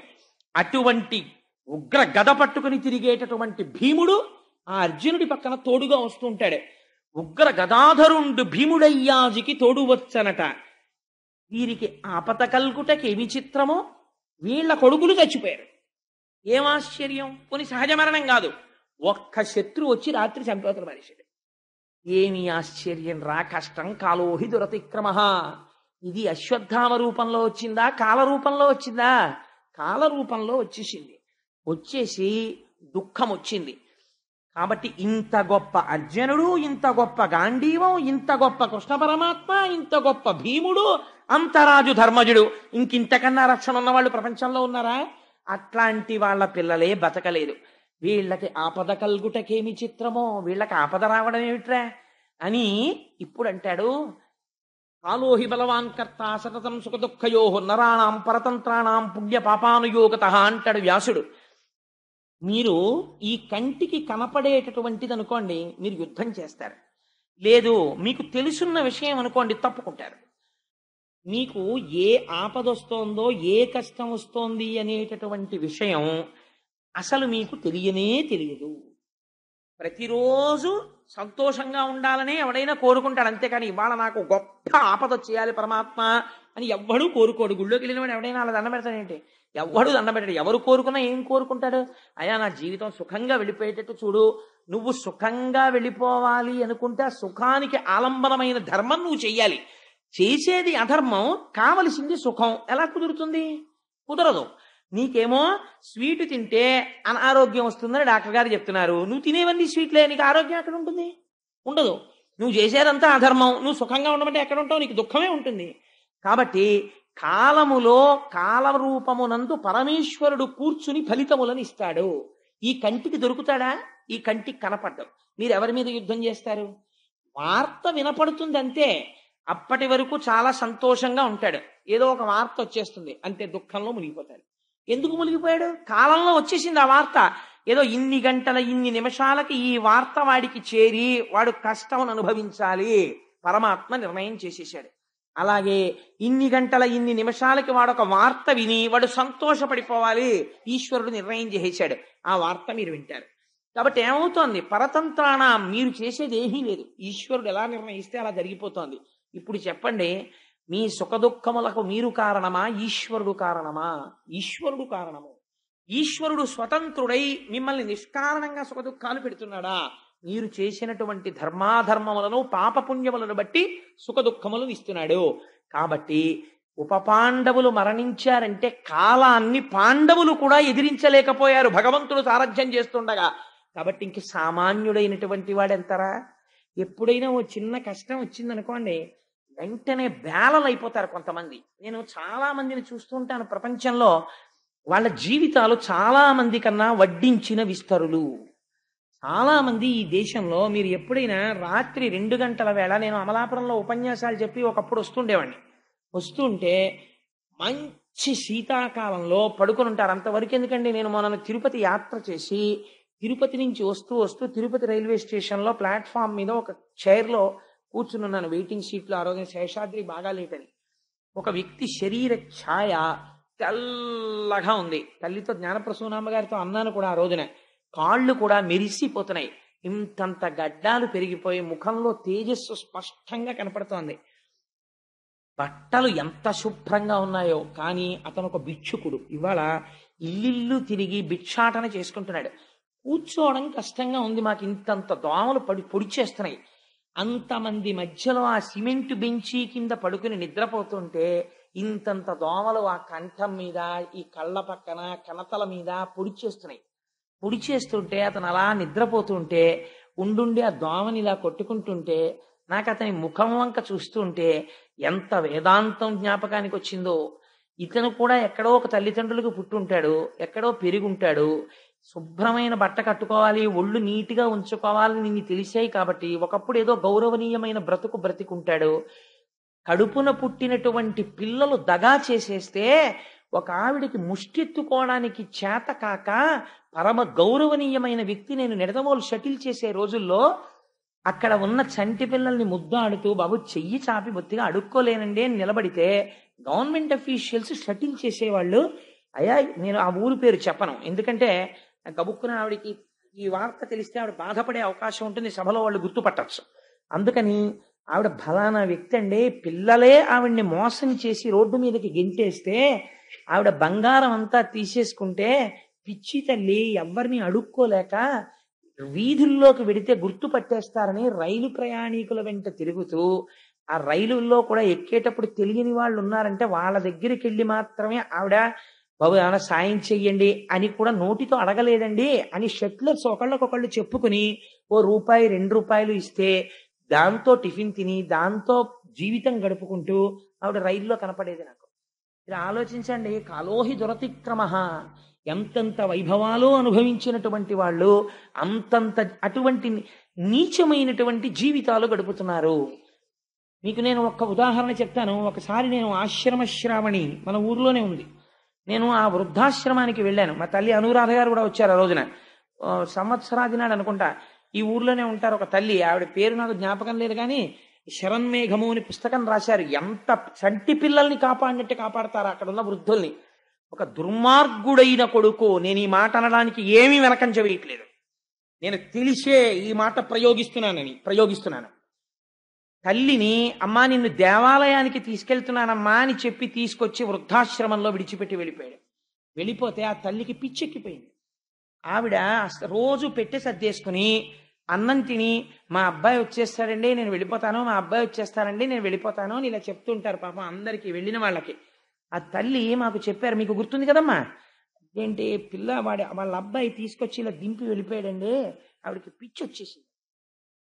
ఎవరిని నమ్ముతారు ప్రపంచంలో మీరు? ఆలోహి దురతిక్రమ. వాళ్ళకొచ్చిన కష్టం కన్నా మీకొచ్చిన కష్టాలు పెద్దవా? ఒక పిసరు జ్వరం వస్తే, ఒక చిన్న ఎదురు దెబ్బ తగిలితే, కొద్ది పిసరు మోకాలు నిప్పెడితే పోరుమని ఏడ్చేసి పరమేశ్వరుడు ఇంత వైభవాన్నిచ్చి, ఇల్లిచ్చి, వాకిళ్ళిచ్చి, ఉద్యోగాలిచ్చి, ఎప్పుడో చేసుకున్న పాపకర్మకి చిన్న కష్టం ఒక్కటి పెట్టినంత మాత్రం చేత దిగాలు పడిపోయి నేలన పడిపోయి గుండెలు బాధేసుకుని లేనిపోని నిరుత్సాహం తెచ్చేసుకుని ఎప్పుడూ కష్టాలే ఆలోచించుకుంటూ నేనేమిటి ఇలా ఉందండి అని బతకడం నీ అంత నువ్వు పాడు చేసుకున్న జీవితమా? ఈశ్వరుడు ఇచ్చినటువంటి ఉజ్వలమైన జీవితాన్ని నువ్వు నాశనం చేసుకుంటున్నావా? ఒక్కసారి భీష్ముడి స్తోత్రం చదువు. అంతటి పాండవులకి కష్టం వచ్చింది, వాళ్ళు దిగాలు పడిపోయారా? పడిపోలేదే. పాండవులు తమ జీవితాలు పండించుకుని మోక్ష మార్గంలో వెళ్ళిపోయారు, కృష్ణుణ్ణి నమ్ముకుని వెళ్ళిపోయారు. నువ్వు ఎందుకు వెళ్ళలేవు? భీష్మస్తుతి కేవలం వినడానికి కాదు. భీష్ముడు ఏదో పద్యం చదివాడండి ఆ రోజున, నేను సారా పద్యం చదివేసి మీకు అర్థం చెప్పడానికి కాదు. భీష్మస్తుతి మీరు ఆ పద్యాన్ని జ్ఞాపకం పెట్టుకుంటే మీ కష్టాన్ని తట్టుకోవడానికి అదొక టాబ్లెట్. ఎంత గొప్ప పద్యం చెప్పాడో చూడండి. ఆ మాట చెప్పి ఆయన అంటాడు, కృష్ణుడి వంక చూసి ఇంకా ప్రాణోత్క్రమణం చేసే సమయం ఆసన్నం అయిపోతుంది, ఏకాదశి ఘడియలు వచ్చేసాయి. ఆయన అన్నాడు, త్రిజగన్మోహన నీలకంతి తను ఉద్దీపింప ప్రాభాత నీరజ బంధు ప్రభమైన చేలముపయింద్రంజిల్ల నీలాల కవ్రజ సంయుక్త కుంతలములు ఆ నుదిటిపై నొప్పంగా మా విజయుంచేరెడు వన్యకాడుమది నావేశించు నెల్లప్పుడు. ఎంత గొప్ప మాట అంటాడంటే, నా మనస్సునందు సర్వకాలముల యందు ఉండవలసిన వాడెవడు? త్రిజగన్మోహన నీలకాంతి తను ఉద్దీపింప ప్రాభాత నీరజ బంధు ప్రభమైన చేలముపయింద్రంజిల్ల నీలాలక వ్రజ సంయుక్త ముఖారవిందమతి సేవ్యంపై విజృంభింప మా విజయుంచేరెడు వన్యకాడు మది నావేశించు నెల్లప్పుడు. ఒక స్థితికి వెళ్ళిపోయిన తర్వాత చిన్నతనం నుంచి మనిషి జీవితంలో నేర్చుకోవలసింది నేర్పుతున్నాడు భీష్ముడు. బాహ్య పూజ కాదు, బాహ్య పూజ ఎంతసేపు చేస్తారు, ఇక్కడ పెట్టుకోవాలి పరమాత్మని, ఎలా పెట్టుకోవాలో నేర్పుతున్నాడు. త్రిజగన్మోహన నీలకంతి తను ఉద్దీపింప, 3 లోకములను కూడా ఆకర్షించగలిగినటువంటి నల్లటి కాంతితో మిరిసిపోతున్నవాడై త్రిజగన్మోహన నీలకంఠితను ఉద్దీపింప ప్రాభాత నీరజ బంధు ప్రభమైన చేలముపయింద్రంజిల్లా. లేత సూర్యుని యొక్క కిరణములు పడుతున్నప్పుడు పసుపచ్చ రంగులో ఎలా మెరిసిపోతాయో అటువంటి పట్టు పీతాంబరం కట్టుకున్నవాడై భగవంతుణ్ణి లోపల స్మరించడం అంటే అదండి. ప్రభాత నీరజ బంధు ప్రభమైన చేలముపయింద్రంజిల్ల నీలాలక వ్రజ సంయుక్త ముఖారవిందమతి సేవ్యంబై విజృంభింప మా విజయుంచే రెడువన్నెకాడు. ఆ పిలవడంలో ఆప్యాయత చూడండి. మా విజయుంచే రెడువన్నెకాడు. మా విజయుడేమిటి? ధర్మమునందు నిలబడి కృష్ణుడి సారథిగా చేసుకున్నవాడు. ఎత్ర యోగేశ్వర కృష్ణో ఎత్ర పార్థోధనుర్ధర తత్ర శ్రీ విజయోభూతి ధ్రువానీ తిర్మమ.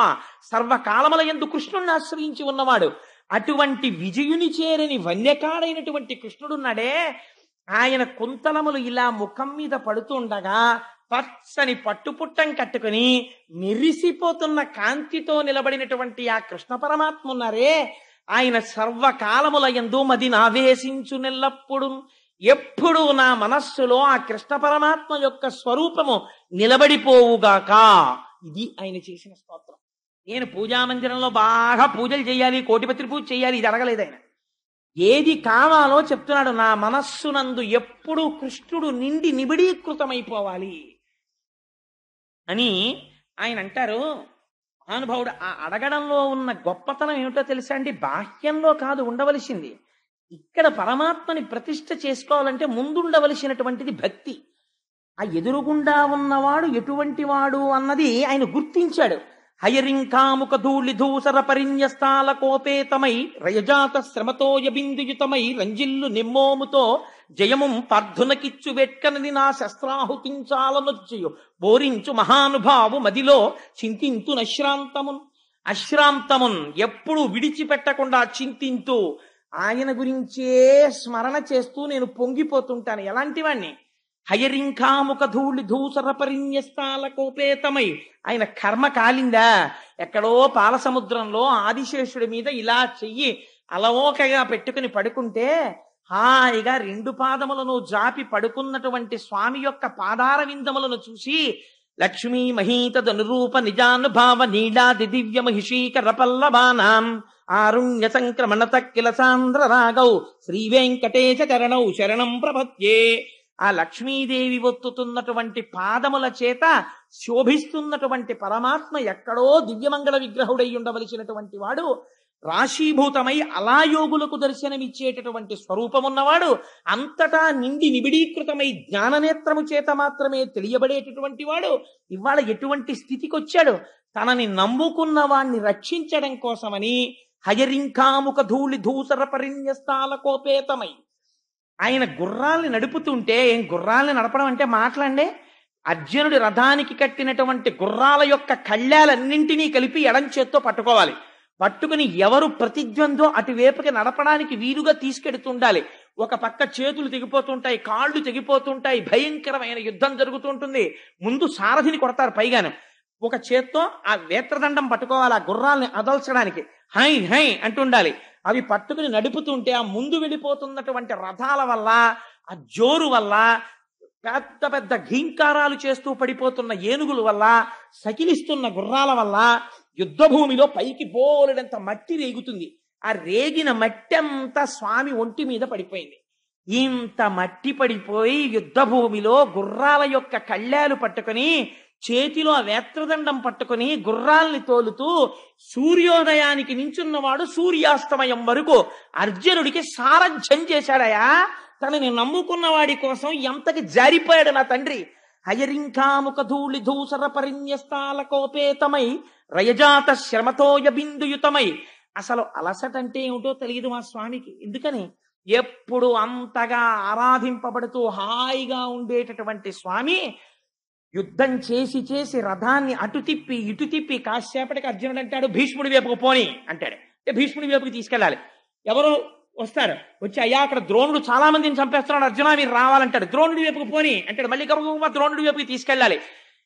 తన యొక్క శాసనము చేత, తన కంటి చూపు చేత లోకములనన్నింటినీ పాలించగలిగినటువంటి శక్తి కలవాడు ఇవాళ తన వెనకనున్నవాడు అక్కడికి రథం పోని ఇక్కడికి రథం పోని అంటే అలాగే బాబాయ్ అని రథం తోలుతున్నాడు. ఏమి ఆశ్చర్యం రా మహానుభావుడిది. అలసట తెలియనటువంటి వాడికి చెమట పట్టింది. నుదురంతా చెమట పడితే తుడుచుకోవడానికి టైం లేదు. ఎందుకని? ఎడం చేత్తో పగ్గాలున్నాయి, కుడి చేత్తో వేత్రదండం ఉంది. ఏది కింద పెట్టి ఉత్తరీయం తీసి ఇలా ఇలా తుడుచుకున్నా ఈ లోపల ఏం ప్రమాదం వస్తుందో, గభాలను ఎవరు బాణం వేసేస్తారో. అందుకని ఇలా కారిపోతున్న చెమటలు కూడా తుడుచుకోకుండా రయజాత శ్రమతోయ బిందుయుతమై రంజిల్లు నెమ్మోముతో. మామూలుగా అందరూ చూశారండి కృష్ణ పరమాత్మ ముఖాన్ని. అర్జునుడి కోసమని యుద్ధం చేస్తున్నప్పుడు నేను పెట్ల కొట్టేస్తుంటే కవచాలు, అర్జునుడిని రక్షించుకోవడం కోసమని ఆ రథాన్ని అటు ఇటు తిప్పుతూ బాణాలకి దొరకకుండా రక్షించుకోవడం కోసమని ప్రయత్నం చేస్తుంటే సారథిగా ఆయనకి చెమట పట్టేట్టు కొట్టాను. చెమటతో కూడిన కృష్ణుడి యొక్క ముఖాన్ని నేను చూశాను. రయజాత శ్రమతోయ బిందుయుతమై రంజిల్లు నెమ్మోముతో జయము పార్థునకిచ్చు వెట్కనని నా శస్త్రాహుతి చాలా నొచ్చియు. ఎలాగైనా అర్జునుడికి గెలిపించేద్దామని ఇన్ని రకాలుగా రథాన్ని తిప్పినా నేను చేతిలో ధనస్సు పట్టుకుని సారథిని కొట్టాలి కాబట్టి నేను బాణం వెంట బాణం వేసి కొట్టేస్తుంటే ఆయన కవచం పిట్లిపోతే, ఆయన ఒంటికి నేను కొట్టిన బాణాలు తగిలితే ఆయనలోంచి నెత్తురు కారిపోతుంటే ఇంకా అర్జునుడినే రక్షించుకుందామని ఇన్ని దెబ్బలు తిని కూడా కృష్ణుడికి తగలకుండా రథాన్ని అటు ఇటు తిప్పుతున్నటువంటి భక్తపరాధీనుడైన పరమాత్మ ఉన్నాడే, వాడు నా మదిని ఆవేశించు నెల్లప్పుడు, వాడు నా మనస్సు యందు నిలబడుగాక. ఇది ఆయన వెళ్ళిపోయే ముందు చేసుకున్న ప్రార్థన. ఎంతటి మహోత్కృష్టమైనటువంటి వాడో చూడండి. ఆయన అంటాడు, ఇక్కడతో సరిపోయిందా కృష్ణుడి యొక్క లీల?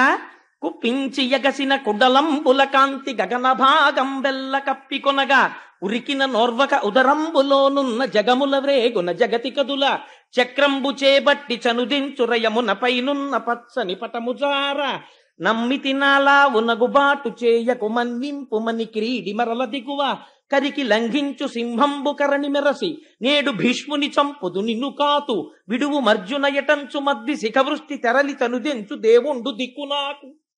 యుద్ధభూమిలో అంపశయ్య మీద పడిపోయి బాణముల తలగడా మీద తల పెట్టుకుని ఒంట్లోంచి రక్తం అంతా కారిపోయిన తర్వాత కృష్ణ పరమాత్మని ఆపాదమస్తకం చూస్తూ చెప్తున్నాడు, నువ్వు ఎంత భక్తపరాధీనుడవో నాకు తెలుసు. యుద్ధభూమిలోకి నువ్వు అర్జునుడికి సారథ్యం చేయడానికి వచ్చే ముందు ప్రతిజ్ఞ చేశావు, అస్త్రము పట్టను అన్నావు. నేను ప్రతిజ్ఞ చేశాను, నీతో పట్టిస్తాను అన్నాను. నువ్వెలా పడతావో నాకు తెలుసు. నేనేం చేశానో తెలుసా? 10వ రోజు యుద్ధంలో అర్జునుడి మీద బాణ పరంపర కురిపించి కొట్టేశాను. అర్జునుడిని కొట్టేస్తే నువ్వు తప్పించగలిగినంతసేపు తప్పించి వెనక్కి తిరిగి చూసావు. అసలు అర్జునుడు ఏమైనా యుద్ధం చేస్తున్నాడా అని అనుమానం వచ్చింది. వెనక్కి తిరిగి చూస్తే పూచిన మోదుగు చెట్టులా రక్తం కారిపోతోంది బాణాలతోటి. అంతే. ఎందుకు వచ్చింది నీకు కోపం? నిన్ను నమ్ముకున్న వాణ్ణి నేను కొట్టానని కోపం వచ్చేసింది. ఆ కోపంలో నీ ఒడలు నీవు మరిచిపోయావు పరమాత్మ. అంత భక్తపరాధీనుడివయ్యా నువ్వు.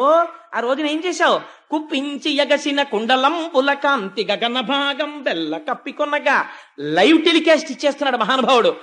ఒక్కసారి ఆ ఎడం చేతిలో పట్టుకున్న కళ్ళాలు విసిరవతల పారేసి ఆ వేత్రదండాన్ని నేలకేసి కొట్టి ఇలా కూర్చుని సారథ్యం చేస్తున్నవాడు ఒక్కసారి రథంలోంచి కిందకి గభాల దూకేసేట. దూకేసేటప్పటికి ఆ కుండలాలు చెవులకు పెట్టుకున్నవి ఇలా ఊగేటప్పటికి ఆ మణికుండలముల కాంతి గగన భాగం అంతా కప్పేసింది. గగన భాగం వెల్ల కప్పికొనగా ఉరికిన ఓర్వక ఉదరంబులోనున్న జగముల వ్రేగున జగతి కదుల. అన్ని భువన భాండాలు నీ కడుపులో ఉన్నాయి కదా, నువ్వు ఒక్కసారి దూకేసేటప్పటికి బ్రహ్మాండములన్నీ ఇలా కదిలి అలా దూకేశావు ఆ రోజున. ఉరికిన నోర్వక నుదరంబులోనున్న జగముల వ్రేగున జగతి కదుల చక్రంబు చేబట్టి చనుదెంచురయమున పైనున్న పచ్చని పటముజార. అయ్యో, ఉత్తరీయం జారిపోకూడదని కూడా నువ్వు చూసుకోలేదు. పట్టనన్న వాడివి చక్రం పట్టేశావు.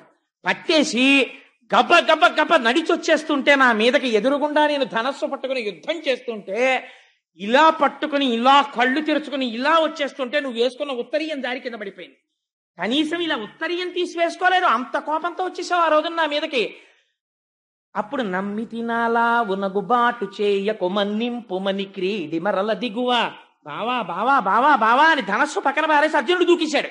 దూకేసి పరిగెత్తుకుంటూ వచ్చి నీ కాళ్ళు అట్టుకుని, బావా బావా అలా చక్రం పట్టేయకు బావా, నీ భావనైనటువంటి నేను అర్జునుడు చేతకాని వాడైపోతే, భీష్ముడితో యుద్ధం చెయ్యలేకపోతే కృష్ణ పరమాత్మ చక్రం పట్టుకుని భీష్ముడి చంపితే మొనగాడై కురుక్షేత్రంలో యుద్ధం చేశాడని రేపు లోకులు నన్ను దెప్పి పడుస్తారు. బావా వదిలేకు బావా చక్రాన్ని, నువ్వు పట్టుకోకు బావా అని అర్జునుడు నీ వెంట పడ్డాడు. ఆ రోజున చక్రంబు చేబట్టి చనుదించు రయమున పైనున్న పచ్చని పటముజార నమ్మి తినాలా ఉనగుబాటు చేయకు మన్నింపు మని క్రీడి మరల తిగువ కరికి లంఘించు సింహంబు కరణి మెరసి నేడు భీష్ముని చంపుదు నిన్ను కాతు విడువు మర్జున ఎటంచు మధ్య శిఖవృష్టి తెరలి చనుదెంచు దేవుండు దిక్కునాకు. సింహం ఏనుగుని చంపేటప్పుడు శాతన కగ్ర ఖండితల సన్మజ కుంజర కుంభముక్త ముక్తాతత శైల అంటారు తిక్కన గారు. అలా ఒక్కసారి ఎగిరి సన్నటి నడువుతో దూకి ఆ ఏనుగు యొక్క కుంభస్థలం మీద కూర్చుని పంజాతో కొట్టి చీల్చేసి ముత్యాల్ని పైకి తీసినట్టు ఆనాడు ఏనుగు మీద దూకుతున్న సింహం అన్నట్టుగా నువ్వు చక్రం పట్టుకుని గబ గబ వెళ్ళిపోతూ అర్జునుడు ఎదురొచ్చి కాళ్ళ మీద పడిపోతే ఊరుకో అర్జున పక్కకిలే చంపేస్తాను వాడి భీష్ముడిని. ఏమనుకుంటున్నాడో నీ మీద బాణాలేస్తాడా? నిన్ను కాపాడతాను, భీష్ముడిని చంపేస్తాను, నేను ఎవరో తెలిసిపోయినా సరే ప్రపంచానికి. చక్రం పట్టుకుని చంపవతల పారేయాల్సిందే ఇవాళ. ఏమనుకుంటున్నాడు? నేను నీ రథం మీద నిలబడి ఉండగా నిన్ను కొట్టడమా అని బయటపడిపోయాడా ఆ రోజున. భక్తులకు ఎంత పరాధీనుడో అలా మాట్లాడచ్చా? అందరికీ తెలిసిపోదు అర్జునుడి పక్షం కృష్ణుడని. అప్పుడేమో బావా ఎప్పుడు వచ్చి తీవు మునుముందుగా అర్జును నేను చూచితిన్ అని అంత టకరదనం ప్రదర్శించాడు. ఎంతో నైపుణ్యంతో సమానంగా ఇచ్చినట్టు చెప్పాడు.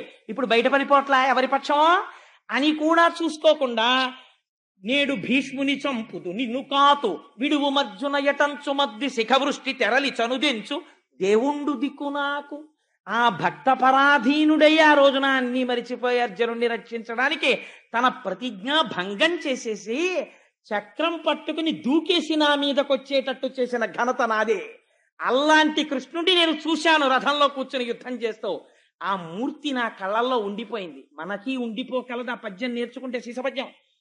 అలాంటి కృష్ణుడు ఉన్నాడే భక్త పరాధీనుడై యుద్ధ భూమిలో నడిచొచ్చేసిన నా స్వామి. ఇది ఎవరు గీయగలరండి? ఏ చిత్రకారుడు గీయగలడండి? నిజంగా అలాంటి పటాన్ని గీసిన వాడు ఉంటే అది ఎన్ని ఇళ్లలో పెట్టుకోవలసినటువంటి పటం అండి నిజంగా. అలాంటి పరమాత్మ అటువంటి దేవుడున్నాడే. కృష్ణుడు అనలేదు, పొద్దున స్వామి అన్నారే సమస్త ఇంద్రియములకు శక్తి ఇచ్చి అంతటా వ్యాపించిన వాడు ఒక ఆకారమును తీసుకుంటే వాడని నేను గుర్తుపట్టాను. భక్తుల కోసం అంత జారిపోయిన వాడు, అంతకి దిగిపోయిన వాడు, ఆయన్ని నమ్ముకున్న నన్ను మాత్రం రక్షించడా? నాకెవరు దిక్కు? ఈ అంపశయ్య మీద పడిపోయి ఉండగా వాడే నాకు దిక్కు. అట్టి దేవుండు దిక్కు నాకు అని ఆయన అంటాడు. ఆ అర్జునుడు యుద్ధానికి వచ్చినప్పుడు చాలా పెద్ద మొనగాడిలా యుద్ధానికి వచ్చాడు, మహావీరుడిలా యుద్ధానికి వచ్చాడు. కానీ తీరా యుద్ధానికి వచ్చిన తరువాత అటుపక్క దుర్యోధనుడి సైన్యం ఉంది, ఇటుపక్క పాండవుల సైన్యం ఉంది. మధ్యలో రథాన్ని నిలబెట్టారు. తీరా నిలబెట్టిన తరువాత తనవారి చంపజాలక వెనుకకు పో నిచ్చు విజయుని శంకన్ ఘనయోగ విద్య బాపిన మునివంజుని పాద భక్తి యొనయును నాకున్. ఆ రోజున ఇంత అర్జునుడు వాళ్ళందరినీ చూసి అయ్యో బావా, అందులో మా బావలున్నారు, పినతండ్రులున్నారు, తాతలున్నారు, గురువులున్నారు, వీళ్ళందరినీ చంపేసి ఈ నిత్తుటికుడు నాకెందుకు, నేను యుద్ధం చేయనని ఇంత బేలైపోయి ఇంత గాంధీవం చేతిలో ఉన్నవాడు జావకారిపోతుంటే ఎవ్వరికీ వినపడనటువంటి రీతిలో భగవద్గీతని బోధ చేసి మళ్ళీ అర్జునుడు చిట్ట చివరికి వెళ్ళేటప్పటికి నష్టోమోహ స్మృతిర్లప్త, నా అజ్ఞానం పోయింది, కృష్ణ పరమాత్మ నీ అనుగ్రహం చేత నాకు స్మృతి కలిగింది, ఏది తెలుసుకోవాలో దాన్ని నేను తెలుసుకున్నాను అని యుద్ధం చేసేటట్టుగా తనవారి చంపజాలక వెనుకకపో నిత్యు విజయుని శంకన్ ఘనయోగ విద్య పాపిన మునివంజుని పాద భక్తి యొనయును నాకున్. అటువంటి మహాపురుషుడున్నాడే, అజ్ఞానమును బోధించినటువంటి భగవద్గీతా శాస్త్రం, సమస్త ఉపనిషత్తుల యొక్క సారాంశమైనటువంటి ఆ భగవద్గీత ప్రబోధం చేసినటువంటి కృష్ణ పరమాత్మ యొక్క పాదారవిందములయందు సర్వకాలములయందు నాకు భక్తి కలుగుగాక అని ప్రార్థన చేసి ఆయన అంటాడు, తనకున్ భృత్యుడు వినికాచుట మహాధర్మంబు ఉమ్మంచు అర్జున సారథ్యము పూని పగ్గముల సజోగంబునన్ పట్టుచున్ ములికోలన్ వడిపూని ఘోటకములన్ మోదించి తాడించుచున్ జనులన్ మోహమునందచేయు మహాపురుషున్ సేవించదన్ అంటాడు. ఎంత చిత్రమైన పద్యమో చూడండి. అక్కడికి వెళ్ళినప్పుడు ఎంత చిత్రం జరిగిందంటేట కురుక్షేత్ర యుద్ధంలో ఆ రథాన్ని పట్టుకుని నిలబడ్డాడు. తీరా నిలబడిన తరువాత దేనికి ఒప్పుకున్నాడు? ప్రపంచంలో 2 పదవులు చెయ్యడానికి ఎవ్వరూ ఒప్పుకోరు. అంటే అవి కొంచెం దిగువ స్థాయిలో ఉండేటటువంటి పదవులు అని భావిస్తారు. కానీ వాటికి ఉండే గౌరవం వాటికి ఉంది. ఒకటి, ఎవ్వరూ కూడా తక్కువ పోస్టుగా భావించేది మెసెంజర్. మెసెంజర్ అంటే ఒక చోటు నుంచి ఫైల్ని ఇంకో చోటికి, లేకపోతే ఒక వార్తని ఒక చోటు నుంచి ఇంకో వార్తకి ఇంకో చోటికి పట్టుకెళ్ళేవాడిని మెసెంజర్ అని పిలుస్తాం. కాబట్టి ఆ ఉద్యోగం ఎవరు ఒప్పుకోరు. రెండోది డ్రైవర్. దానికి ఒక వేళ ఉండదు, పాలుండదు. ఆఫీసర్ గారికి ఎప్పుడు పని తగిలితే అప్పుడే అంతసేపు తిప్పవలసిందే. ఇవాళ సాయంకాలం కొంచెం ఇంటికి వచ్చేస్తారా అండి, శ్రావణ శుక్రవారం అని భార్య ఉందనుకోండి, నా చేతిలో ఏముంది, ఆయన ఎక్కడికి వెళ్తాడో ఇన్స్పెక్షన్కి అంటాడు. పాపం డ్రైవర్ గారి చేతిలో ఏముంటుంది? అందుకని 2 పోస్టులు చాలా క్లేశంతో కూడుకున్నవి. ఈ 2 చేయడానికి అంత తొందరగా ఒప్పుకోరు. కానీ ఈ 2 చేసి ఈ రెండింటినీ కూడా తనకి విరుగులుగా పెట్టుకున్నాడు స్వామి.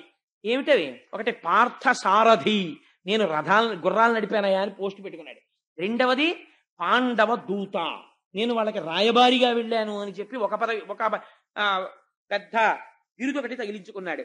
అటువంటి పరమాత్మ ఈ 2 పదవులు చెయ్యడంలో ఎలా చేశాడో చెప్తున్నారు ఈ పద్యంలో భీష్మాచార్యుల వారు. ఆ మధ్యలో రథాన్ని నిలబెట్టి ఆ చేతిలో పగ్గాలు పట్టుకుని మునికోలన్ వడిబూని ఘోటకములన్ మోదించి తాడించుచున్. ఆ రథాన్ని నడపడానికి ఒక గమ్మత్తు ఉంటుందండి. మామూలుగా బస్సు నడపడం వేరు.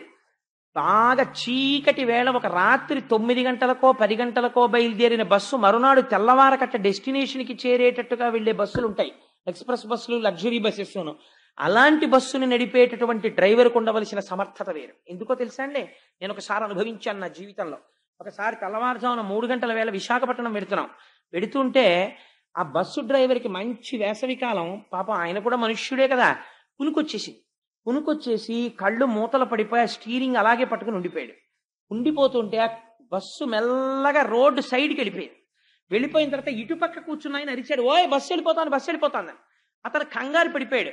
70 కిలోమీటర్ల వేగంతో వెళ్ళిపోతున్న బస్సు రోడ్డు కిందకి దిగిపోయి ఒక పెద్ద మామిడి చెట్టు, ఇంత మాను లేకపోతే ఒక పెద్ద చెరువులోకి వెళ్ళిపోయి, ఆ రోజే వెళ్ళిపోవాలి మేమందరం, ఆ మానుకి గుద్దుకుని బస్సు ఆగిపోయింది. విచిత్రం ఏమిటో తెలుసా అండి? ఈశ్వరుడి రక్షణ ఎలా ఉంటుంది అన్నదానికి చెప్తాను మీకు. అప్పటిదాకా ఇలా కూర్చున్నాను నేను బస్సులో. నాకు ఈ ఈశ్వరుడు బాగా పొడుగైన కాళ్ళు ఇచ్చాడు, కొంగకిచ్చినట్టు. అందుకని నాకు బస్సు ఎక్కితే కాళ్ళతో పెద్ద సమస్య. ఇవి వాటి మధ్యలో ఇరకవు, మోకాళ్ళు నొప్పి. అందుకని ఏం చెయ్యాలో అర్థం కాక, రాత్రి కదా అందరూనేమో హాయిగా పొట్టికాళ్ళ వాళ్ళు పడుకుంటారు ఆ కాళ్ళు ముంజెట్టుకుని. నాకు ఆ ప్రాప్తం లేదు. ఏం చెయ్యాలో అర్థం కాక ఈ 2 కాళ్ళు పైకెత్తి మోకాళ్ళు ఎదుటి కుర్చీకి దాపెట్టుకుని ఇలా వెనక్కి పడుకున్నాను. పడుకోవడంలో 70 కిలోమీటర్ల వేగంలో వెళ్ళిపోతున్న బస్సు మామిడి చెట్టుని ఢీ కొడితే నేను ఒక్కడిని మాత్రం ఈ మోకాళ్ళు అడ్డుండడంలో ఇలా ముందుకొచ్చి వెనక్కి వెళ్ళిపోయాను. మిగిలిన వాళ్ళు అందరూ స్పృహ తప్పిపోయారు, నా భార్యతో సహా అందరూ స్పృహ. నేను ఒక్కడినే ఆ రోజు బస్సులో తెలుగులో ఉన్నవాడిని. ఎంత భయంకరమైన పరిస్థితితో చూడండి. పెద్ద చప్పుడుతో బస్సు ఆగిపోయింది. నాకు ఒక రకమైన వెర్రిలో వచ్చేసింది. లేచి చూసేటప్పటికి ఎక్కడ చూసిన రక్తమే బస్సు నిండా. అందరూ పడిపోయినారు, ఎవ్వరు లేరు, నేను ఒక్కడనే నిలబడి ఉన్నాను బస్సులో. ఏమైంది అని అరిస్తే ఒక్కొక్కళ్ళకి తెలివి వచ్చింది. దిగితే నాతో పాటు మా మేనల్లుడు వస్తున్నాడు, వాడికి కాలు విరిగిపోయింది ఆ బస్సు కొట్టేసుకుని. ఇలాగా దెబ్బలు తగిలి స్పృహ తప్పిపోయారు, చెట్ల కింద పడుకోబెట్టారు. సరే, వైజాగ్లో పెట్రోలింగ్ వ్యాన్స్ వచ్చి తీసుకెళ్ళాయి. మా మేనల్లుడికి కట్టించడానికి నేను వైజాగ్ హాస్పిటల్కి వెళ్ళేటప్పటికి పరిస్థితి ఏమిటో తెలుసా అండి? చాలా మందికి ఇక్కడ పళ్ళు ఇక్కడికి వచ్చాయి. ఇలా కొట్టుకోవడంలో ముందు కుర్చీలకి ఈ పళ్ళు వెళ్ళి ఇలా కొట్టుకోవడంలో ఈ పళ్ళు ఒక్కసారి దెబ్బ కొట్టి ఇక్కడ పళ్ళన్నీ ఇక్కడికి వచ్చేసాయి. ఇలాగా వాళ్ళందరికీ ఒకే ఆపరేషన్. ఇక్కడ వరకు కోసేసి ఆ పళ్ళు పీకుతున్నారు. ఆ రోజు రక్షించిన వాడు ఎవరండి? పరమాత్మ. డ్రైవర్ అంటే అంత సామాన్యం కాదు. ఒక రాత్రి అయ్యేటప్పటికీ మనం హాయిగా టిఫినో భోజనమో చేసేసి బస్సు ఎక్కేసి అంతే కునికేయడం మొదలెడతాం. కొనకని వాడు అందులో ఆయన ఒక్కడే ఉంటాడు. ఆయన కూడా దిక్కుమాలి వీళ్ళందరూ హాయిగా పడుకున్నారని ఆయన కూడా కొంచెం ఇలా కునికాడు అనుకోండి, అయిపోయామే. అంతవరకు ఎందుకంటే ఒక బ్రేక్ కొట్టాడు అనుకోండి, ఎంతమందికి ఫ్రాక్చర్లు అయిపోతాయో. రాత్రి 10 గంటల నుంచి తెల్లవారుజామున 6 అయినా 7 అయినా 10 అయినా నిద్రపోతుంటాడు ఒక్కొక్కడు. వాడికి దెబ్బ తగలకుండా బ్రేక్ వేయకుండా అంత జాగ్రత్తగా కొంచెం ఎక్కువసేపు హారన్ కొడితే, ఏంటా బాబా హారన్ తినేస్తున్నావు అంటారు. కొంచెం పాటలు పెట్టుకున్నాడు అనుకోండి, ఆ పాటలు ఏమిటాయా అంటారు. అలా జాగ్రత్తగా ఆ బస్సు మీదే దృష్టి పెట్టుకుని నడపాలి. రథం లోపల ఉన్న వాళ్ళ క్షేమం అంతా ఎవరి మీద ఉంటుందో తెలుసా అండి? రథం నడిపేవాడి మీద ఆధారపడి ఉంటుంది. వాడికి కనురెప్ప పడింది అనుకోండి, ఇందులో ఉన్న వాళ్ళు ఎంతంత గొప్పవాళ్ళైనా సరే పార్థివ శరీరాలు మాత్రమే మిగులుతాయి మర్నాటికి. అలా అంత జాగ్రత్తగా నడపాలి. అందుకే పోతన గారు ఎటువంటి అనువాదం అండి. తనకు భృత్యుడు, అయ్యయ్యో వీడు నా భృత్యుడు, నా సేవకుడు, నన్ను నమ్ముకున్నాడు. ఆయనేమో చూసిన వాళ్ళు ఏమనుకుంటారు, అర్జునుడు చాలా గొప్పవాడు రథి, సారథి తక్కువ వాడు అనుకుంటున్నాడు. వ్యాసుడు అసలు నిజం చెప్పేస్తున్నాడు. లోపల వాణ్ణి రక్షించడానికి ఈయన పదవిలోకి వచ్చాడు. తనకు భృత్యుడు వినికాచుట మహాధర్మంబు, వీణ్ణి రక్షించాలి, అందుకుని నేను సారథిగా ఉండాలి, లేకపోతే వీడు ఎవరి మీద గడిపోతాడో ప్రమాదం. అందుకని వీడిని రక్షించుకోవడానికి నేను ఉండాలి సారథిగా. వినికాచుట మహాధర్మంబు ఒమ్మంచు అర్జున సారథ్యము పూని. ఎంత దారుణమైన పదం అండది. అర్జునుడి యొక్క సారథ్యం పూని ఆ రథాన్ని నడపడంలో ఉంది చాకచక్యం అంతా. కర్ణుడు వేసిన బాణానికి అర్జునుడి రథం ఎప్పుడో ఎగిరిపోయేది. పరమాత్మ భూమిలోకి కుంగిపోయేటట్టు చేశారు కాబట్టి దక్కింది రథం. తనకుంభృత్యుడు వినికాచుట మహాధర్మంబు ఒమ్మంచు అర్జున సారథ్యము పూని పగ్గముల సజ్జోగంబునన్ పట్టుచున్ మునికోలన్ వడిబూని ఘోటకములన్ మోదించి తాడించుచున్. ఆ గుర్రాల్ని ఇష్టం వచ్చినట్టు కొట్టేశారనుకోండి, కంగారు పడిపోయి కనురెప్పల పైకి ఒకడు ఆగ్నేయాస్త్రం వేసేస్తాడు, ఎక్కడో మంటలు చిమ్ముతూ పైకి లేచిపోతున్నాయి. వెనకాలన్నవాడు సామాన్యమైన వాడు ఏంటంటే, అర్జునుడు ఒక్కొక్క అస్త్రం ప్రయోగించాడంటే ప్రతిద్వందులు ఎటువంటి వాళ్ళు ఉంటారు, అటువంటి వాళ్ళు చేసుకుంటుంటారు యుద్ధం. ఏదో టీవీ చూస్తూ ఉండిపోయినట్టు నోరు ఎల్లబెట్టుకుని వాడేసే బాణాల వంక ఈయనేసే బాణాల వంక అలా చూస్తూ ఆకాశం వంక చూస్తూ కూర్చున్నాడు అనుకోండి, భలే ఉన్నాయిరా కొట్టుకుంటున్నాయని. ఈలోగా వాడెవడో బాణం తన గుండెల మీదకో గుర్రాల మీదకో లోపల ఉన్న రథి మీదకో వేస్తాడు. అన్ని ఆకర్షణీయమైన సన్నివేశములు, అటువంటి అస్త్రములు, ప్రయోగాలు, ఉపసంహారాలు జరిగిపోతుంటే తన దృష్టి మాత్రం వెనకాతల ఉన్నటువంటి రథిని రక్షించుకోవడం మీదే ఉండాలి. ఒకవేళ ఇలా ముందుకుంటాడు కానీ ఇలా చూసుకుంటూనే ఉండాలి. రథి అలిసిపోయాడు అనుకోండి, సారథికి ఒక స్వాతంత్రం ఉంటుంది. రథి అలిసిపోతే రథాన్ని జాగ్రత్తగా యుద్ధభూమిలోంచి తప్పించి తీసుకెళ్ళిపోవాలి, ఎవరికి దొరకకుండా తీసుకెళ్లిపోయి. అందుకే చేతక్ అని బజాజ్ కంపెనీ వాళ్ళు అడాప్ట్ చేసుకున్నారు. రాణా ప్రతాప్ సింగ్ యుద్ధంలో పడిపోతే ఆ గుర్రం శత్రువులకి దొరకకుండా రాణా ప్రతాప్ సింగ్ ని తీసుకుని కోటకు వచ్చేసింది. ఆయన పెట్ హార్స్ పేరు చేతక్, అందుకనే ఆ స్కూటర్ కి చేతక్ అన్న పేరు వాళ్ళు అడాప్ట్ చేసుకున్నారు. అంత తెలివైన వాడై ఉండాలి సారథి, ఉండి వెనకాతల రథిని రక్షించుకునేవాడై ఉండాలి. అందు ఘోటకములను మోదించి తాడించుచున్, దానికి అవసరమైనట్టుగా గుర్రాల్ని కొడుతుండాలి, రథాన్ని తిప్పుతుండాలి. ఇది నిజ జీవితంలో కూడా ఆయన సారథిగా మనం పెట్టేసుకున్నాం అనుకోండి, మన ఇంద్రియాలని ఎప్పుడు ఎలా వాడాలో అలా ఆయన వాడేటట్టు చేస్తాడు, ఆయన నియంత్రిస్తాడు, ఆయన నడిపిస్తాడు. ఎప్పుడు విజయమే. ఎందుకని సారథి ఆయన ఉన్నాడు. ఘోటకములను మోదించి తాడించుతున్ ఏం చేస్తున్నట్ట, ఒక గొప్ప పని చేస్తున్నట్టు ఇవాళ సారథిగా ఉండి ఎదురుగుండా ఉన్న వాళ్ళందరూ కూడా ఆయన్ని చూసి సమ్మోహపడిపోతున్నట్ట. అమ్మో ఎంత బాగున్నాడో చూడు, అసలు ఆ సారథి చూడు ఎంత అందంగా ఉన్నాడో, ఎంత అందంగా. కృష్ణుడు అంటే మాటలు ఏంటంటే గోపికలు అన్నారు, నల్లనివాడు మేలి చిరునవ్వులవాడు, ఎలాగో వచ్చేస్తుంది కదా రాసక్రీడ అక్కడ విందురుగాని రాసలీలలో. అందుకని ఆయన్ని చూసి సమ్మోహపడిపోతున్నట్ట. అటువంటి రూపం చూపించి శత్రువుల్ని కూడా వంచేశాడు. అటువంటి స్వామి ఉన్నాడే, అర్జునుడు రక్షింపబడ్డాడంటే ఆయనే కారణం. అటువంటి వాడు నా హృదయమునందు నిలబడుగాక. ఈ భక్తిలోంచి ఒక్కసారి దూకేశాడు జ్ఞానంలో. ఎంత గొప్ప మాట చెప్పాడో చూడండి. ఇదే ఆఖరి పద్యం భీష్ముడిది. ఆయన అంటాడు, ఒక సూర్యుండు సమస్త జీవులకు తానొక్కొక్కడైతోచు పోలిక ఏ దేవుడు సర్వకాలము మహాలీలం నిజోత్పన్న సస్య కదంబంబుల హృత్సరోజములన్ నానా విధానో రూపకుడై ఒప్పుచునుండు నట్టి హరినే ప్రార్థింతు నశ్రాంతమున్. ఎటువంటి ఉపమానం వేశాడో చూడండి. ఒక సూర్యుండు సమస్త జీవులకు తానొక్కొక్కడైతోచు పోలిక ఏ దేవుడు సర్వకాలము మహాలీలన్. ఒకే సూర్య భగవానుడు ఆకాశంలో వెలుగుతూ ఉంటాడు. నేను చూసి అంటాను సూర్యోదయం అయిపోయింది అంటాను, నా భార్య అంటుంది అడుగో సూర్యుడు వచ్చేసాడంటుంది. ప్రతివాడికి ఒక్కొక్క సూర్యుడిలా కనపడుతుంటాడు, కానీ ఉన్నదొక్కడే సూర్యుడు. నిజోత్పన్న సస్య కదంబంబుల హృత్సరోరుహములన్ నానా విధానో రూపకుడై ఒప్పుచునుండు నట్టి. ఇదే పొద్దున్న స్వామీజీ అన్నారు, ఇదే మంగళత్వం. అనేకములుగా కనపడుతుంటాడు కానీ ఉన్నది మాత్రం ఒక్కటే పదార్థం. అనేకములుగా కనపడి ఒక్కడిగా ఉండి ఇంతమందికి ఇంతమంది సూర్యులులా కనపడిన వాడు ఉన్నది ఒక్కడే సూర్యుడైనట్టు అంతటా వ్యాపించిన వాడు ఒక్కడే అయిన పరమాత్మ ఎవరున్నారో ఆయన పాదార విందముల యందు నా మనస్సు నిలబడుగాక అని అంతటా వ్యాపించి ఉన్నటువంటి విష్ణు భగవాను ఆరాధన చేసి చిట్ట చివర బొటన వేలు దగ్గర నుంచి ప్రాణాల్ని లాగేసి అష్టమి నాటికి హృదయమునందు నిక్షేపించి అట్టే పెట్టాడు.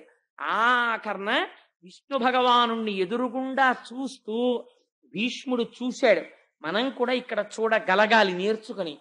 అప్పుడు మొదలుపెట్టి విశ్వం విష్ణుర్వషట్కారో భూత భవ్య భవత్ప్రభు భూతకృద్భూత భృద్భావో భూతాత్మా భూత భావన. ఎంత గొప్పవాడో చూడండి. అప్పుడు ఆ పంజరం మీద పడుకొని అప్పటికి ఎన్నాళ్ళైపోయిందో ఆ దేహం మాత్రమే మిగిలింది. బొటన వేలు దగ్గర నుంచి యోగ విద్యతో తీసేశాడు ప్రాణాల్ని, హృదయమునందు నిక్షేపించి ఉంచాడు. ఆఖరణ కృష్ణ పరమాత్మని ఆపాదమస్తకం చూస్తూ విష్ణు సహస్రనామ స్తోత్రం చెప్పి ఆఖరణ వనమాలి గదీశాంగీ శంఖీ చక్రీ చనందకి శ్రీమాన్ నారాయణో విష్ణుర్వాసుదేవోభిరక్షతు, నన్న వాసుదేవుడు రక్షించుగాక అని ఆఖరణ స్వామినే తలుచుకుంటూ హృదయములో ఉన్నటువంటి తేజస్సు ఒక్కసారి పరబ్రహ్మమునందు కలిసిపోయింది. కలిసిపోయిన తర్వాత భీష్ముడు శరీరం విడిచిపెట్టేశాడు అని తెలిసి ధర్మరాజాదులు తీసుకెళ్లి ఆ శరీరాన్ని అగ్నియందు నిక్షేపించి అంతిమ సంస్కారాన్ని పూర్తి చేశారు. అటువంటి భీష్మాచార్యుల వారికి ఒక్కరికి మాత్రమే మనుష్యలోకమునందు ఒక మర్యాద ఉంది. ఏమిటో తెలుసా అండి? ఎప్పుడూ ధర్మమును ఆచరించిన మహాపురుషుడు కనుక మానవాళి తల్లిదండ్రులు ఉన్నవారు కూడా భీష్మ ఏకాదశి నాడు తప్పకుండా ఒక పని చేయవలెను. ఏమది? తలస్నానం చేసి భీష్మాచార్యుల వారికి తర్పణ ఇవ్వాలి. తర్పణ ఇవ్వనటువంటి వాడు కృతఘ్నుడు. భీష్ముడికి తర్పణ ఇచ్చి తీరాలి, నాకు కూడా అటువంటి ధర్మము కలుగుగాక అని. తల్లిదండ్రులున్నా సరే దోషం లేదు, భీష్ముడికి ఇవ్వాలి తర్పణ, ఇచ్చి తీరాలి ప్రతివాడు. అటువంటి భీష్మ ఏకాదశి మహాపర్వదినం. అందుకని ఇవాల్టి రోజున ఆ భీష్మ స్తుతిని చెప్పుకొని భీష్ముడి యొక్క జీవితాన్ని ఆయన చరిత్రని ఒక్కసారి చెప్పుకుందాం. ఇంత పరమపావనమైన వేళ ఇటువంటి అసుర సంధ్య రోజున అది చెప్పుకుంటే మన జీవితాలు సార్థకత చెందుతాయని మొన్నటి రోజు చెప్పవలసినటువంటి ప్రసంగాన్ని ఇవాల్టి రోజు చేశాను, భీష్మస్తుతి. రేపటి రోజు ద్వాదశి. మనకి భాగవతంలో ఒక నియమం ఉంది, ధ్రువోపాఖ్యానము అని ఒక ఉపాఖ్యానం ఉంది. మిగిలినవి ఎప్పుడైనా వినొచ్చు. కొన్నింటికే కొన్ని నియమాలు ఉంటాయి. అందులో అన్నిటికన్నా చాలా గొప్ప నియమం ఏమిటో తెలుసా అండి? మీరు క్రతువు చేసేటప్పుడు ఒక పుణ్యదినం నాడు ఒక వ్రతం చెయ్యమంటే మీ మనస్సు అక్కడ ఉండొచ్చు, ఉండకపోవచ్చు. కానీ భాగవతం అంటుంది కొన్ని కోట్ల కోట్ల కోట్ల జన్మల తర్వాత ఎప్పుడో ఎవడో ఒక్క మనుష్యుడు మాత్రమే ఈశ్వరుడి అనుగ్రహం ఎవరు పొందారో వాడు మాత్రమే ద్వాదశి నాడు ధ్రువోపాఖ్యానాన్ని వింటున్నాడు. ద్వాదశి నాడు ధ్రువోపాఖ్యానం వింటే ఎన్ని ఫలితాలు వస్తాయో, ఎన్ని గ్రహాలు ఉపశాంతి పొందుతాయో, ఎంత మేలు జరుగుతుందో రేపు మీరు విందురుగాని. అందుకని